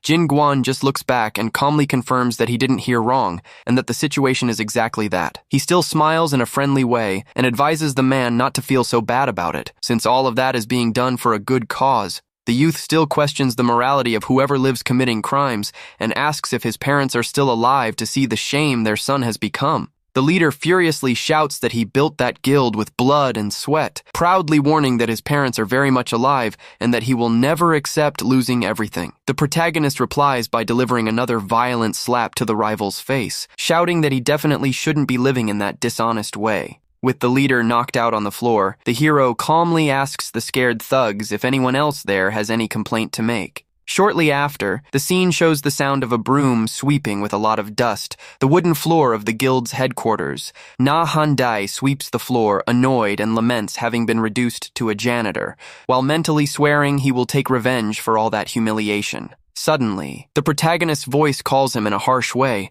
making the leader with the swollen cheek reply immediately in a tremendous startle. Jin Guan dryly orders him to sweep more quietly, because his mind is restless and the sound of the broom bothers him, forcing the man to obey. The rank B hunter begins to break into a cold sweat and wonders if that demon can also read minds, lamenting the humiliating situation he finds himself in. He reflects on the new power system of the current world, where hunters from rank B and up are already highly respected and receive elite treatment. Nahande resentfully thinks that a rank B hunter should live like a king forever in an isolated place like that, refusing to accept his downfall. Jinguan appears telling the man to sweep every corner right, making Nahande mentally complain that the young man himself looks like the filthiest guy there. Baekmundo praises the young hero for dominating that guild in an instant, while Jinguan just asks if the apothecary performed the requested task. The apothecary confirms that following the protagonist's orders, the news that the nameless wanderer took control of the Maha Guild has already been spread through the city. He explains that since the masked hero's popularity is sky-high currently, the rumor spread in an extremely fast way among the entire population. With the plan working perfectly, Jinguan concludes with total certainty that the info must have already reached the ears of the mafia leaders. Baekmundo questions if the enemies would really come just because of a mere rumor, but the protagonist replies with all conviction, yes. The young hero compliments his reasoning, warning that there is a great chance the mafiosos will show up to confront them. Still on this day, Jinguan complains that he can't see even a single ant in the street, and the apothecary fires back, asking how he plans to survive in the world with little patience. The apothecary tells him to wait a bit because they might have been delayed, amusingly noting that the young man seems to be quite impatient and nervous. Suddenly, the subtle sound of knocking on the door echoes through the quiet room, causing Jinguan to instantly get into maximum alert state. The protagonist opens the door excited while complaining about the delay, asking in a loud and confident tone if the invaders finally came prepared to fight. However, he is completely surprised to hear a soft and delicate female voice mockingly questioning who he was referring to. A beautiful woman smiles charmingly and jokes that it's absurd to call such adorable people invaders, calling the young man partner with affection. The young woman reveals she came just to deliver a special invitation and asks if he is the famous nameless wanderer. Receiving an awkward confirmation from him, she seductively announces that her organization prepared a large, luxurious banquet exclusively to honor the great hero of Yeonmu. The lady hands over the invitation with a kiss mark and invites him to attend with all members of his guild at the famous Pavilion of Ink Fragrance. The scene changes, showing the weapons piled up at the headquarters, while the night falls completely outside the windows of the Grand Hall. Alice observes the scene annoyed and complains that the mysterious messenger managed to bewitch and leave the protagonist completely foolish with that invitation.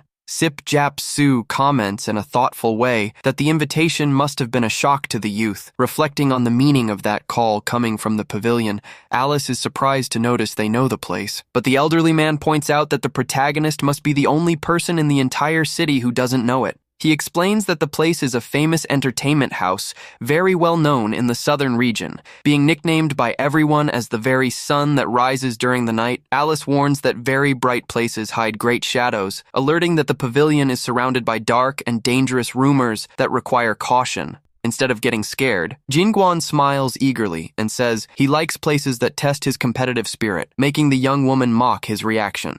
Regardless of the hidden dangers, the protagonist decides they are going there personally to find out what the real reason for that mysterious invitation is. Meanwhile, at the Pavilion of Ink Fragrance, the powerful hunter Seonwoo Tan enters, walking in an imposing way along the red carpet of the Grand Hall. The influential Nan Hyang appears sitting majestically on her throne and ironically asks what brings such a busy man to her establishment. The warrior, known for being the dangerous number 2 in the mafia's power hierarchy, just looks at her with a rather confident side smile. Nan Hyang, the owner of the pavilion and number 3 of the organization, inquires with charm if he really went through the trouble of going there just to visit her. He replies in a rude way that he would never come to see a poisonous creature like her, demandingly ordering to just quickly prepare a drinks table. The woman observes him in silence and mentally deduces that the rival must have sniffed something important with his sharp instinct to suddenly show up there. She orders her thugs to prepare a table in the special room, drawing a sarcastic comment from the warrior about her having taken long to do that. With a dark look, the woman vows to herself that Xian Wutan's arrogance is going to end once and for all today, no matter what he knows.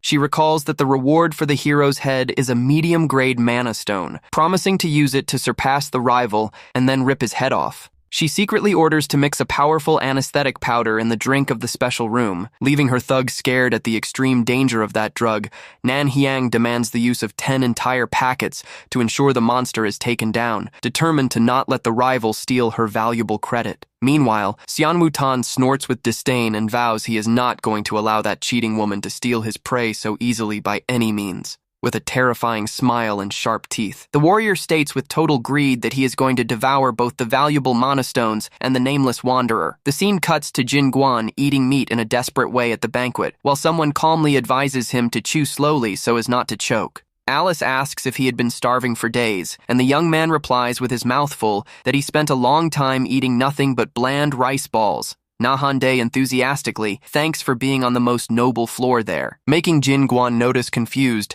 that the man drastically changed his way of speaking to him.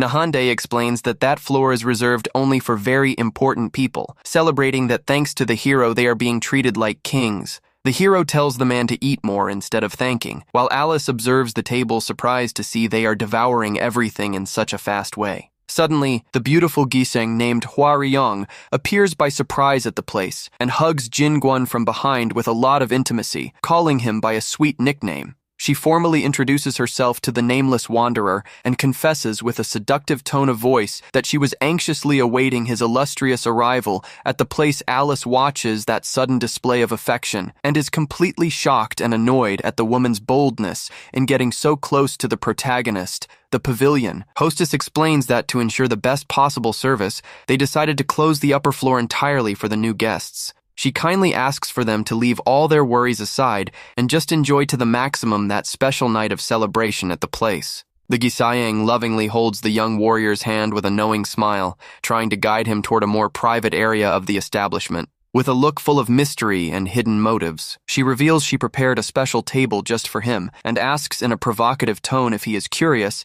Alice observes furiously and thinks that that playing dumb woman is shamelessly throwing herself at Jin Guan, doubting he is going to fall for such an obvious flirt. To the young woman's total disappointment, the protagonist smiles all foolish and blushing. Demonstrating to be an extremely easy target for the Gisheng's charms, Alice tries to stop the young man from following the woman to the private room, running after him while shouting worriedly that entering there is very dangerous. Suddenly, the girl feels a strong and sudden dizziness that makes her stagger, holding her own head with pain while the environment around her spins. Meanwhile, Hua Riyang guides Jin Guan to a luxurious and quiet hall, inviting him to sit while explaining that the place is only for special guests. The Giseng comments with hidden motives that the room is so isolated that nobody would know anything, no matter what happened inside there, sparking the young man's doubt. Being actually an infiltrated mafia member, Hua Riyong confidently reflects that no matter how respected the hero is, he is still just a regular man. Seeing his foolish face, she asks not to rush things, while Jin Guan awkwardly laughs and confusedly asks what exactly they would be rushing. Thinking the mission will be easy, she suggests he have a special drink from the pavilion before they continue, pouring a glass of the noble liquor for the youth. She observes Jin Guan drink and secretly celebrates, knowing the liquor is spiked with an anesthetic strong enough to take down even rank A monsters.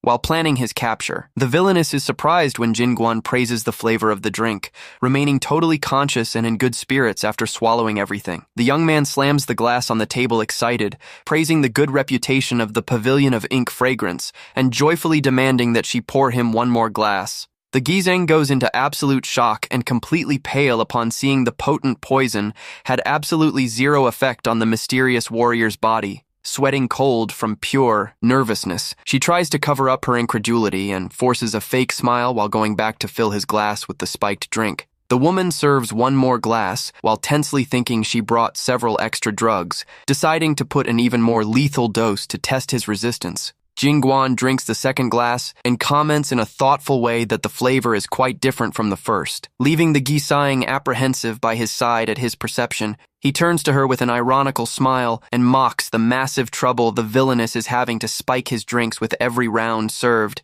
Upon realizing her poisoning plan was totally discovered by the enemy, Hwaryong widens her eyes with terror and goes into complete internal despair. Without losing his calm, Jin-guan holds the Gizeng's face by surprise and asks in a threatening tone if they shouldn't start getting a little closer now. The young man squeezes her chin tightly and demands to know once and for all who gave the order to attack him and what type of substance she put in the drink. The protagonist threatens to give the poison to her herself to drink in case she doesn't speak the truth, making the Gizeng let out a muffled groan of pain under the firm grip of his hand. Desperate and crying, the villainess curses the young man and panics, begging for him to not force her to drink that lethal drug, fearing the devastating effects on her own body. Seeing the situation went completely out of control, Hwaryong begins to give in to the terrible fear and begs for a truce to be able to reveal everything she knows. In the face of her despair, Jin-guan lets her go to the floor and thoughtfully reflects that if she unalives from poison, he won't be able to get any useful info about the mafia. While the Gizeng recovers her breath fallen on the wooden floor, the tense silence takes over the hall decorated with red curtains of the pavilion. The young lady lets out a low groan of pain while resting her trembling hand on the floorboards, trying to compose herself after the terrible scare she just took with his fury. Hwaryong sits hesitantly while massaging her aching head, confusedly wondering what actually happened in that brief moment of tension.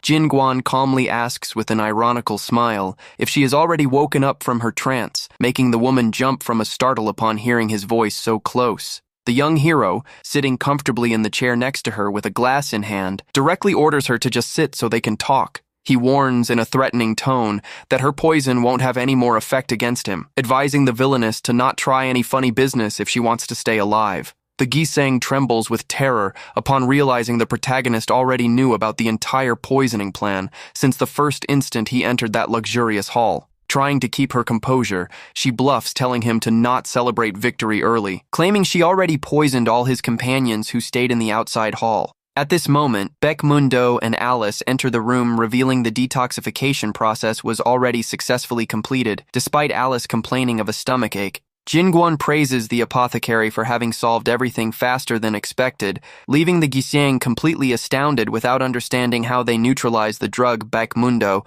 prides himself on being the hero's right hand, mocking the mafiosos for trying to use such an amateur poison before a professional apothecary of his class. Alice reveals all the other Gizengs were part of the mafia's evil plan, triumphantly warning she already managed to subjugate and tie up each one of them outside, returning to focus on the villainess. Jin-guan dryly warns that the drinks are finished and demands that she finally start answering all his pending questions. The hero points his finger toward her in a threatening way and demands to know exactly where the big mafia boss is hidden at that exact moment. The villainess bites her lip and gnashes her teeth with a lot of anger for having been totally defeated and cornered in that humiliating way by the protagonist's team. In an act of stubbornness, she turns her face and with conviction shouts that she will never reveal the secret location of her master and supreme boss of the criminal organization. Jin-guan ironically asks if she prefers loyalty over her own life, making the villainess tremble with fear upon seeing the terrifying expression that emerges on the warrior's face. The protagonist coldly warns that he will respect her choice, raising his massive hand to deliver a relentless blow and prove he doesn't spare enemies based on gender. In total panic, Hwaryong desperately shouts that a low-ranking member like her doesn't know the exact location, but terrified reveals that a key is necessary. The tearful Gizeng quickly confesses she heard say that the Lord of the Pavilion possesses a special key that takes the bearer directly to the boss's hideout. However, she explains that the big problem is the necessity to use two keys simultaneously, one being with the Lord and the other kept in the special room. Jin-guan concludes they need to collect the two keys to reach the mafia boss, and the woman confirms, but apprehensively alerts that there is another obstacle. She reveals that due to a magical technique sealed in the keys, the moment someone grabs one of them, an alert signal will be sent immediately to the other. Baekmundo realizes that if they grab only one, the enemy can hide the other or flee, concluding they need to steal the two at the same time, which gladdens the Gizeng.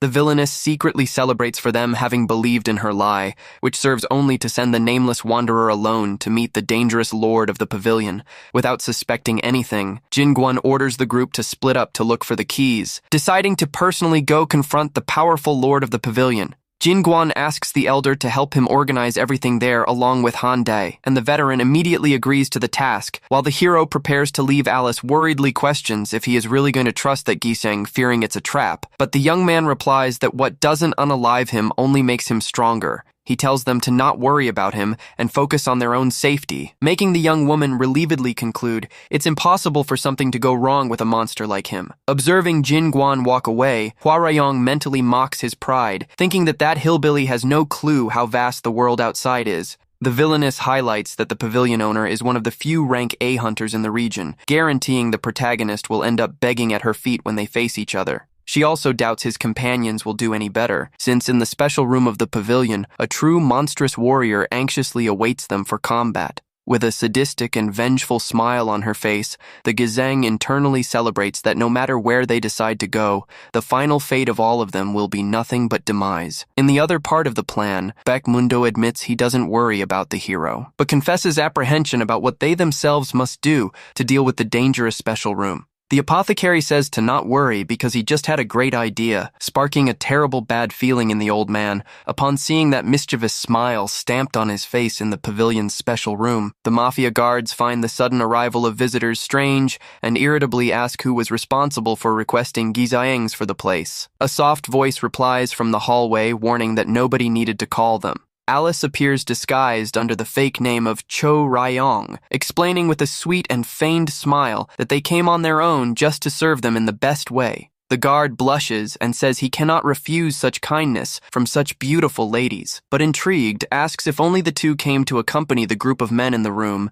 Alice confirms yes, and friendly introduces her supposed older sister, who appears by her side timidly and embarrassedly dodging their gazes. She says her sister's name is Manhwa, while Baekmundo curses the protagonist because of this terrible disguise idea. Honestly, it turned out pretty well. Beggars can't be choosers. It gets the job done. Oblivious to the truth behind the disguise, the mafia guards at the table laugh out loud and celebrate the arrival of the beautiful women to liven up their drinks night even more. One of them praises Nakwa, saying she is the most beautiful woman in the region, while Baekmundo thanks with a soft voice, trying to maintain focus on his secret infiltration mission. The apothecary thinks that despite having been furious at being forced to dress up like this by the hero, he needs to admit the disguise turned out incredibly perfect and realistic. He closely analyzes the behavior of the guards at the table, noting that although they look drunk and noisy, everyone's movements remain perfectly firm. The disguised apothecary notices that despite the fake smiles on their faces, those experienced mafia warriors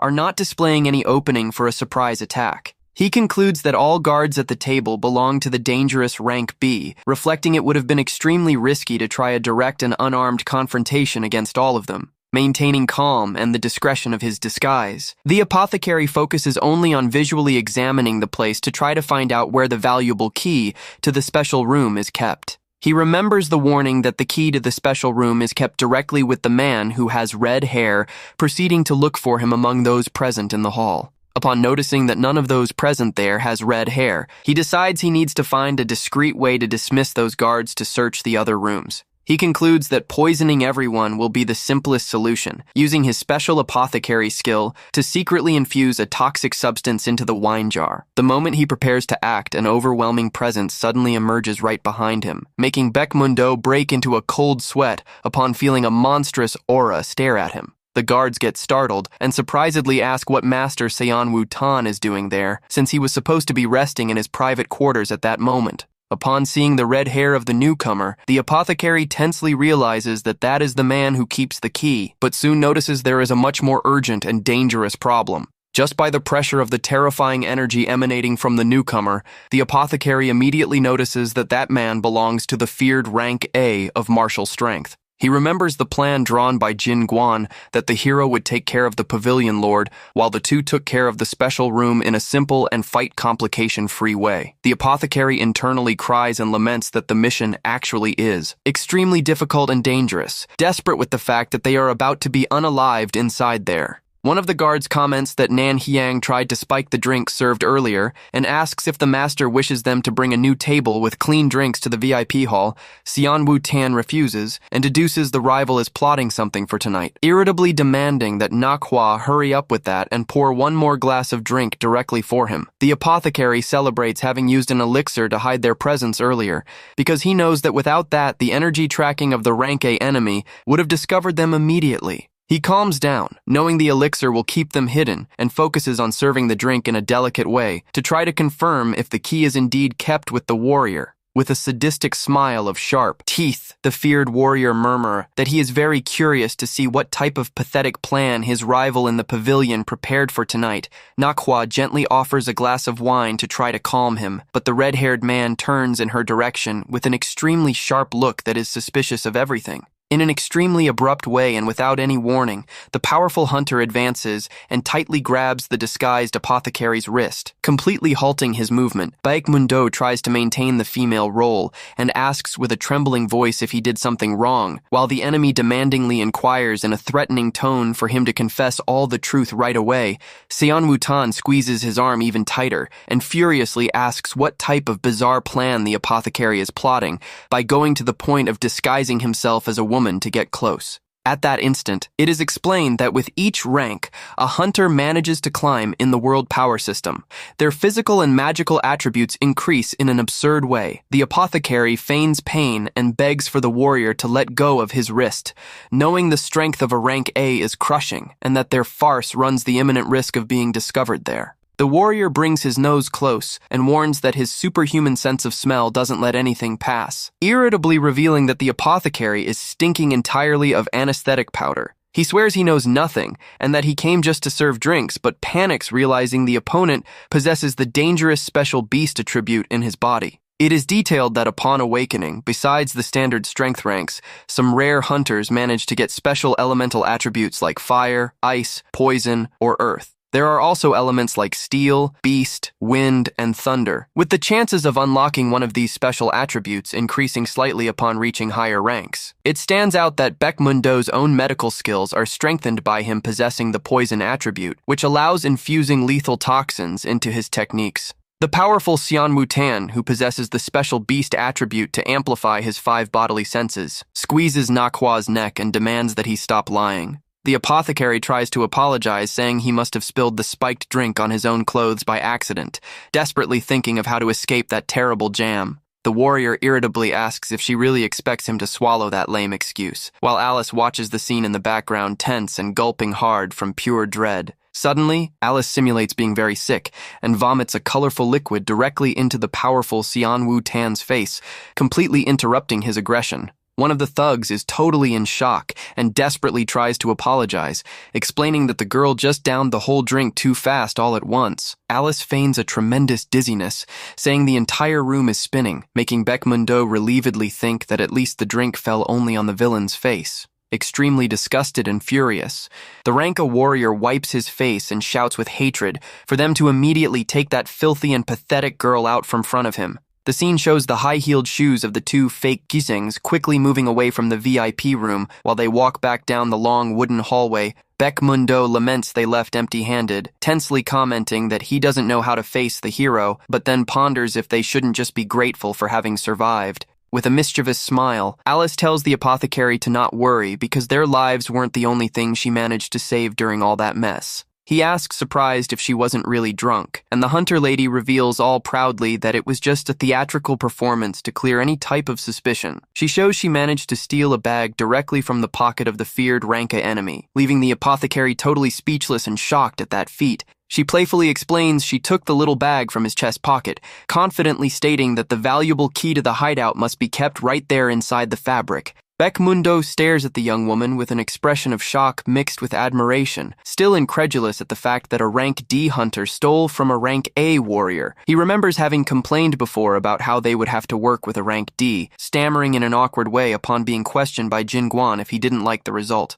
The apothecary tries to come up with an excuse to justify his previous prejudice that rank D hunters would be useless, but the hero just laughs at his obsession with ranks. With an enigmatic and very calm smile on his face, Jinguan directly asks Baekmundo what rank he believes the protagonist himself possesses at that moment. Scratching his chin thoughtfully, the apothecary respectfully replies that a warrior with such colossal power like his must belong at least to the feared rank. The hero just gives a mysterious smile upon listening to that modest assumption, demonstrating that his true strength goes way beyond what anyone there imagines. Jinguan continues his reasoning, asking if the apothecary would believe it if he said he didn't notice Alice stealing the manual directly from his clothes pocket. Laughing in an incredulous way, Baekmundo states that if the young woman were really capable of performing such a feat against him, she would never be classified as just rank D. He points out she would be at least rank B, but suddenly Alice opens the little bag she stole and goes totally surprised upon realizing there is no key inside there.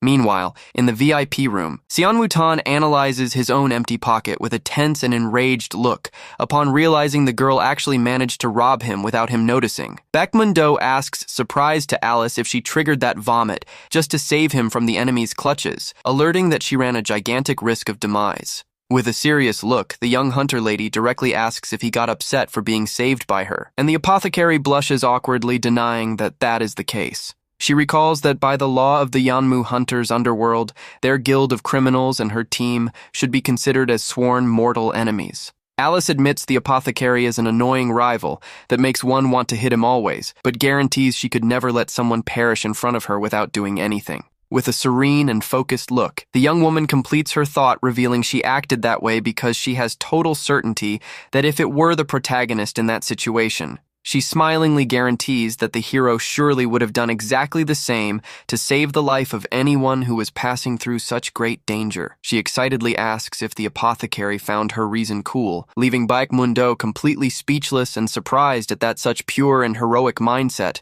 The apothecary tries to hide his admiration, timidly agreeing, but then mentally disdains, saying that this silly sentimentalism is the ideal formula to get unalived. Alice gets extremely annoyed with the apothecary's mocking face, shouting that he should at least thank her, making him think about how vulgar that girl is in a kind way to reward her. He promises to prepare a special growth elixir as soon as they return to the clinic, leaving the young woman very excited with the surprise. Suddenly, a colossal crash and a massive explosion of purple energy destroys the entire wall of the VIP hall, abruptly interrupting the trio's peaceful conversation. While dust and debris fly through the air, the story tensely reveals that the protagonist group ended up ignoring two extremely crucial facts about the enemy. The first point is that Xianwu-tan already planned to eliminate all subordinate guards of Nanxiang in the pavilion since the beginning, regardless of the success of his plans. The second and more dangerous forgotten fact is the hunter's feared special beast attribute, which reacts furiously against anyone who tries to steal his personal belongings.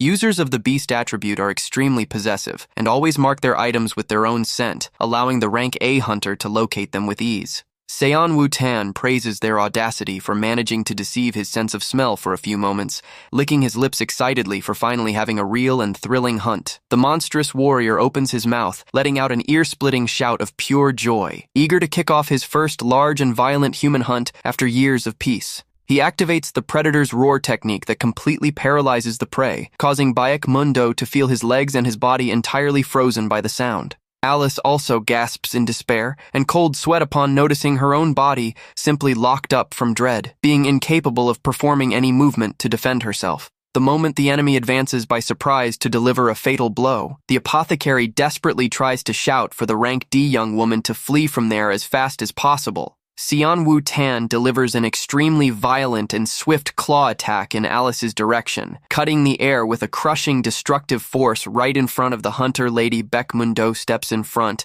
and is hit square on by the rival's devastating blow, making Alice desperately shout the apothecary's name upon seeing the blood fly.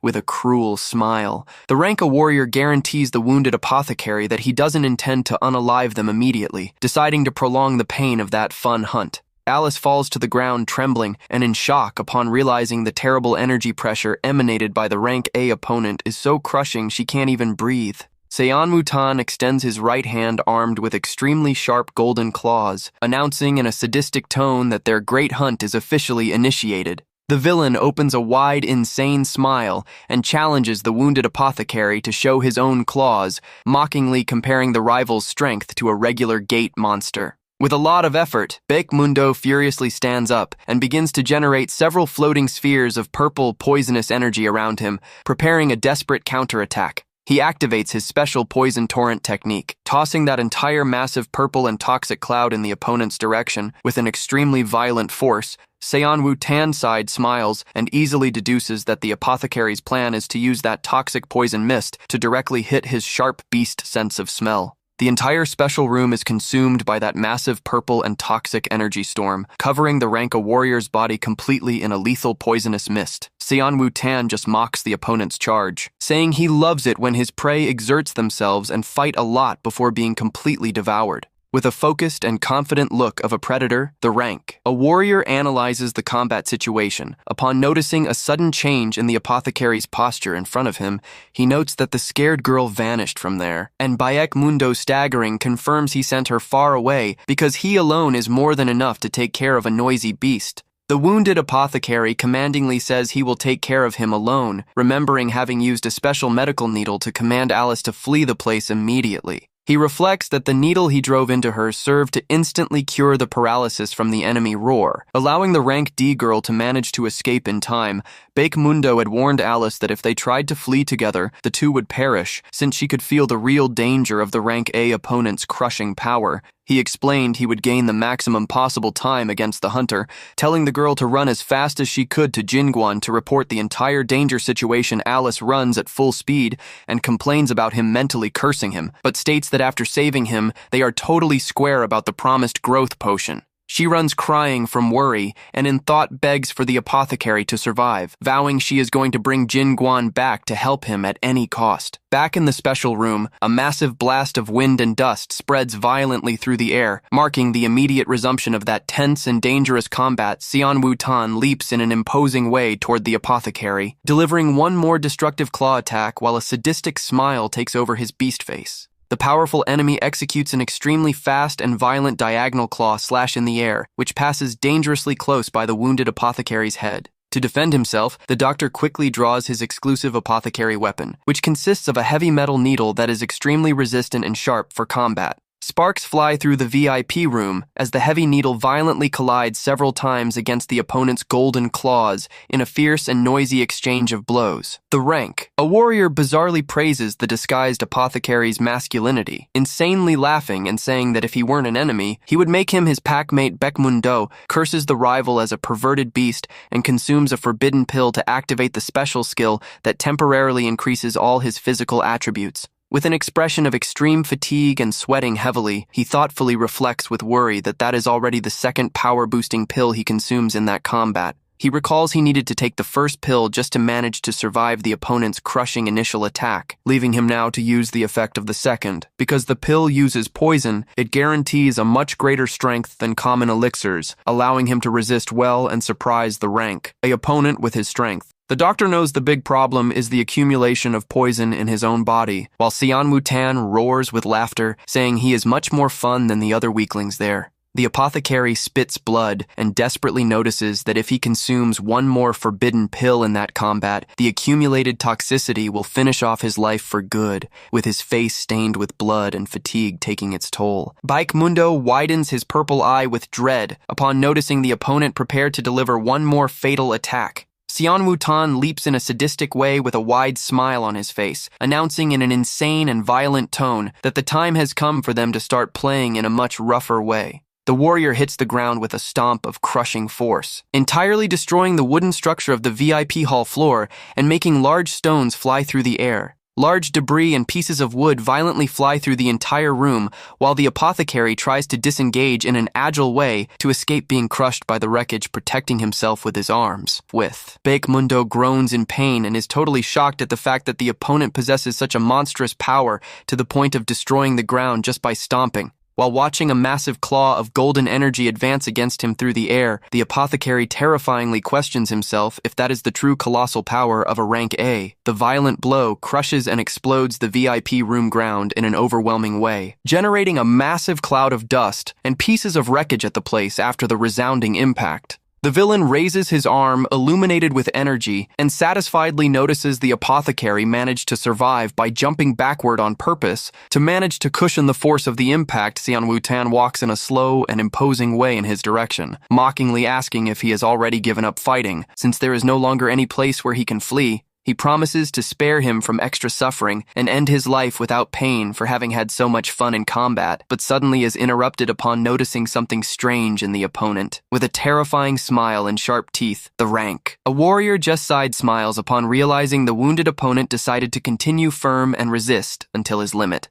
The hunter compares the rival's attitude to a cornered rat trying to bite the cat, while the apothecary admits it is indeed very strange for him to fight so much since it isn't his style. He confesses the rival is strong, but guarantees not enough to make him give up on life, since he himself has already faced infinitely more powerful monsters in the past. The doctor concludes that maybe because of that, he feels he has a chance if he risks everything, making the rank A villain mock his mental sanity for a simple rank B to act that way. Coughing blood in a quite weakened way, Beckmundo smiles mockingly and fires back at the opponent, saying that even he himself finds it bizarre the fact that he is acting that way. He thoughtfully reflects that if he had simply abandoned that rank D girl and fled alone, his own safety would be totally guaranteed at that moment. The apothecary admits to himself that taking that heroic and risky attitude to save another person was an insane choice that doesn't match his personality at all. He smiles upon remembering having reflected that if the hero were there, he surely would save the girl, demonstrating he was totally influenced by his lord's kindness. He asks himself in an amused way if he ended up going crazy from hanging around insane people so much, firmly squeezing his heavy metal needle with his totally bloody hand. With a challenging and fierce look, he calls the rival to the final combat, mentally thinking with irony that that cheap sentimentalism of saving others is the perfect way to get unalived. Xian Wutan advances with disdain, asking if suicide is really the best combat strategy the apothecary managed to cook up to face him. The rank. A warrior widens his golden eyes in absolute shock and fury upon being surprised by an extremely fast and unexpected movement that emerges before his combat vision. He is forced to back away by surprise, while shockedly noting that the disguised apothecary's speed increased in a completely absurd and violent way. Beckmundo asks if that hurts while releasing a massive amount of power, making the villain realize the rival's energy skyrocketed due to the needle in his chest. The doctor activates his secret apothecary technique to merge the energy of his needles, preparing an attack of incomparable destructive power against the opponent. He generates his devastating red blood needle technique, channeling all his vital energy directly into the tip of his sharp combat weapon. A deafening crash echoes through the room when the two energies violently collide, generating a massive impact that shakes the entire pavilion structure. They initiate a frenetic exchange of attacks in the air, moving with so much speed that their silhouettes look like just blurs of energy crossing the room. However, the terrible rank A hunter manages to deliver a swift slash that grazes the side of the wounded apothecary's abdomen in the combat. Xian Wutan insanely laughs upon noting the cut, praising the opponent's astuteness for having hidden those claws and that extraordinary strength for so long, even bleeding heavily. Beckmundo smiles back with provocation and asks the opponent if he is finally starting to get nervous with the fight. The beast warrior denies with shouts and advances again with fury, demanding the rival fight even more to make that human hunt much more fun. The two exchange more violent blows at high speed, relentlessly colliding the golden claws and the heavy needle amidst the mist of dust and destruction. The apothecary groans in pain and desperately notices that time is not on his side, knowing that prolonging that confrontation will only make the poison effect worse. Aware that his own vital energy is rapidly exhausting, he concludes he needs to finalize that life-or-death combat as quickly as possible. Suddenly, the opponent easily dodges and grumbles with total disdain that his movements became a large and disappointing waste of time. He provokes the apothecary, saying it's lamentable to see his techniques become just desperate and aimless blows the moment he found himself. Cornered, Xian Wutan mocks, asking if the opponent really believed a measly bee sting would be capable of stopping a wild beast's sharp claws. However, the villain suddenly gets startled and confusedly exclaims upon noticing several sharp and shiny needles of purple energy floating around him. Beckmundo stares at him with an extremely cold look and comments with derision that the rival spent the whole time acting as if he were a true indomitable beast. He completes the provocation, saying that for acting like an animal, the rank A hunter surely must possess the limited brain of a beast too. The beast warrior maliciously smiles upon analyzing the situation, realizing the apothecary's secret needle technique really guarantees a surreal power boost. He mockingly highlights that a physical upgrade of that absurd level surely charges a terrible price back, receiving a sincere confirmation from the rival. The story details that the pill activates the lethal poison needle for the heart, injecting a special toxin that forces the body and skills of the user to the absolute limit. However, prolonging the use of this toxic substance in the chest transforms the technique into a weapon of mutual self-destruction that will inevitably unalive the apothecary Bayek Mundo Spit's blood, and tensely reflects that he never imagined he would be forced to resort to this extreme suicidal technique during his entire life. Leaving the rival surprised, the apothecary recalls when Jinguan asked why he simply didn't use the powerful transformation he had tried to perform before in his medicine clinic. He hesitantly explained to his lord that that special technique can only be activated by consuming mana stones, being an extreme resource for impossible enemies. The apothecary added that he was totally out of crystal stocks, reluctantly admitting there existed just one last desperate combat resource. Before he could finish explaining that the method requires sacrificing one's own life, the protagonist suddenly gave a heavy slap to his head to interrupt him. Jinguan told him to stop with silly questions since he knew the solution, while the doctor protested, saying the technique literally requires risking life. The youth replied with conviction that a true martial artist must always put life on the line to manage to reach the true top of power in the world. The apothecary just lamented having made that silly question to the master, admitting he indeed felt a complete idiot for trying to question that relentless logic in the present. He concludes that now he has no other option but to commit that idiocy of risking everything, when suddenly the enemy's furious voice calls him back. Xian Wutan widens his golden eyes in absolute shock and fury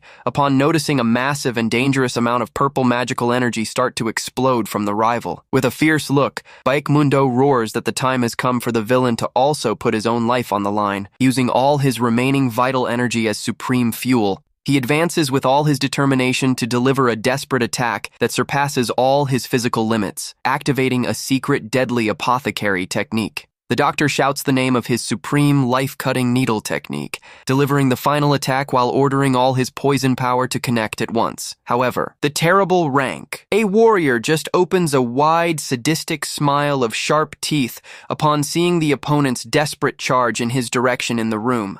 With a metallic and resounding sound of breaking, the apothecary's heavy metal needle is totally shattered into several pieces before the rival's brutal counterattack, Biek Mundo, widens his eyes in complete shock upon realizing that even sacrificing his whole life, the strength barrier of a rank A hunter is simply insuperable. Xian Wutan takes advantage of the opening with his eyes glowing in fury and delivers a devastating claw blow that violently cuts the wounded apothecary's weakened body. The villain roars that no true predator risks life for a simple prey, cruelly activating his wolf hunt technique to finalize the confrontation for good, completely bloody, and with his clothes torn by the attacks. Baekmundo's weakened body staggers while the blood flows in an abundant way from his injuries. The beast warrior deafeningly roars in the hall, sadistically proclaiming that predators like him simply tear their weak prey from top to bottom. Letting out insane roars of pure hunting fun, he advances at high speed, delivering a fast and violent series of slashes with his sharp metal claws. While being brutally hit and spitting blood, the doctor desolately realizes that even surpassing all his limits, their power difference is still massive. The monster roars that he is going to rip his heart out to devour while the apothecary is still alive, advancing with open jaws to finalize the act of cruelty. Totally weakened, bloody, and fallen on the room floor, the victim just stares at him with a look full of fury and curses him as a blasted monstrous bastard. Before passing out, Bayek Mundo bites his bleeding lips and thinks he cannot let himself be carried away by the opponent's overwhelming rhythm if he wants to have any chance to survive. He terrifyingly realizes his limit arrived when his chest begins to ache intensely in an abrupt way, letting out a muffled groan of suffering. The terrible physical penalty for having used the lethal poison needle for the heart finally begins to take effect, destroying his internal strengths. He tosses a new torrent of poison, creating a purple smokescreen to try to throw off the rank A opponent, who irritably complains of the trick repetition. Weakened, the apothecary desperately notices his body locked up and doesn't move. Knowing he needs to either way create distance to manage to save himself, Seonwoo Tan suddenly emerges from behind the smoke and grabs him by the neck, mocking that cheap mistrick and declaring the time has come to put an end to that. The doctor, shocked, asks how he managed to pass, and the villain proudly reveals that his 5 beast senses are 5 times sharper than normal ones. He, laughing, confesses he already knew the rival's exact location since the beginning, revealing he likes to give false hopes before sinking his prey into despair. The imposing shadow of the feared rank. A hunter hovers threateningly in the hall, sadistically commenting that hunting in this slow way is much more fun. Being choked out of breath, Baekmundo curses the rival as a sick maniac, melancholically asking himself if his life is really going to end in that tragic way. He resignedly reflects that, even if he weren't facing that monster, his life's time was already exhausted due to the poisons in his chest. The apothecary laments on the brink of death that, if he knew he would have such a tragic end like this, maybe he should have exerted himself to live a slightly more honest life. He bitterly complains of having spent his whole life deceiving others, and that acting in a correct way at the end didn't bring him any decent financial reward. Despite all the complaints, he admits with a slight smile on his face that having met his young lord was actually one of the best things of his journey. He lovingly recalls the fun moments he spent by Jingguan's side, consoling himself with the fact of having had great experiences at the end of his life. The apothecary also nostalgically recalls the messes he got into, along with the other guild companions, feeling they formed a quite united team. He amusingly remembers the protagonist's funny face, wiping his nose with the greatest peace in the world, laughing at the youth's simplicity in daily life. Back in the present, the doctor lets out a bizarre and incomprehensible shout from the bottom of his throat, making the rank A opponent surprisedly ask if he went crazy from fear. The beast warrior just sadistically licks his lips upon seeing the rival's confused reaction. Preparing to deliver the final attack without any hesitation, Seonwoo Tan furiously roars that the apothecary's madness doesn't matter at all to him, opening his mouth with sharp teeth to bite and tear the victim's neck in the room. With tears in his eyes and blood streaming down his face, Baekmundo resignedly closes his eyelid, sadly believing that that is the definitive end of his life. The doctor irritably questions himself why those guild idiots were the last people he thought of before dying, getting angry the more he reflects about it. He cries and mentally blames the protagonist for all that tragic situation, upsetly complaining that the most annoying part of all that story at the end is, he recalls when he directly asked Jingguan about what he should actually do in case his life ran a real risk of death during missions. The youth told him to just call his name to be saved, making the apothecary emotionally admit that he really was the person he thought of on the brink of death, desperate and crying a lot under the opponent's deadly grip. Baekmundo shouts with all his might for the protagonist to save him, calling him a son of a gun. He squeezes his eye with full force while sweat and blood stream down his cheeks, fearfully awaiting the impact of the fatal blow that would take his life for good. Suddenly, the rank. A warrior stops the attack in the air and widens his golden eyes in absolute shock upon hearing an unexpected insult echo loudly in the hall. Jingguan suddenly emerges holding Seonwoo Tan's armed arm, good-humoredly complaining to the apothecary that he had told him to call his name and not insult him. Still under the grip on his neck, the doctor opens his eye and completely incredulously and tremblingly asks if his young master really appeared there to save him. Furious at the interruption, the monstrous rank. A warrior bites and shatters a piece of wood in the middle of his sharp teeth. Snarling against the invader's presence, Seonwoo Tan quickly leaps backward to create distance from the protagonist, landing on the ground in an agile and imposing way while wiping dust and blood from his mouth. Being abruptly released by the villain, Baekmundo falls heavily on the VIP room wooden floor, letting out a groan of pain for being extremely weakened and injured. The hero complains about having faced a bloody banquet to save him just to receive insults. Making the apothecary confusedly note the state of his master's face, Jingguan points at the opponent and asks if that is the guy who was mistreating him and Alice, while the doctor is shocked upon realizing his lord's fighting legend. The protagonist walks in a calm and determined way toward the powerful rank A enemy, gently ordering the wounded apothecary to just rest to recover, with swollen cheeks and fight marks on his face. Jingguan displays a fierce smile and promises to show that beast what happens when a monster dares to show its teeth. Drop a like and leave a comment if you want the next part.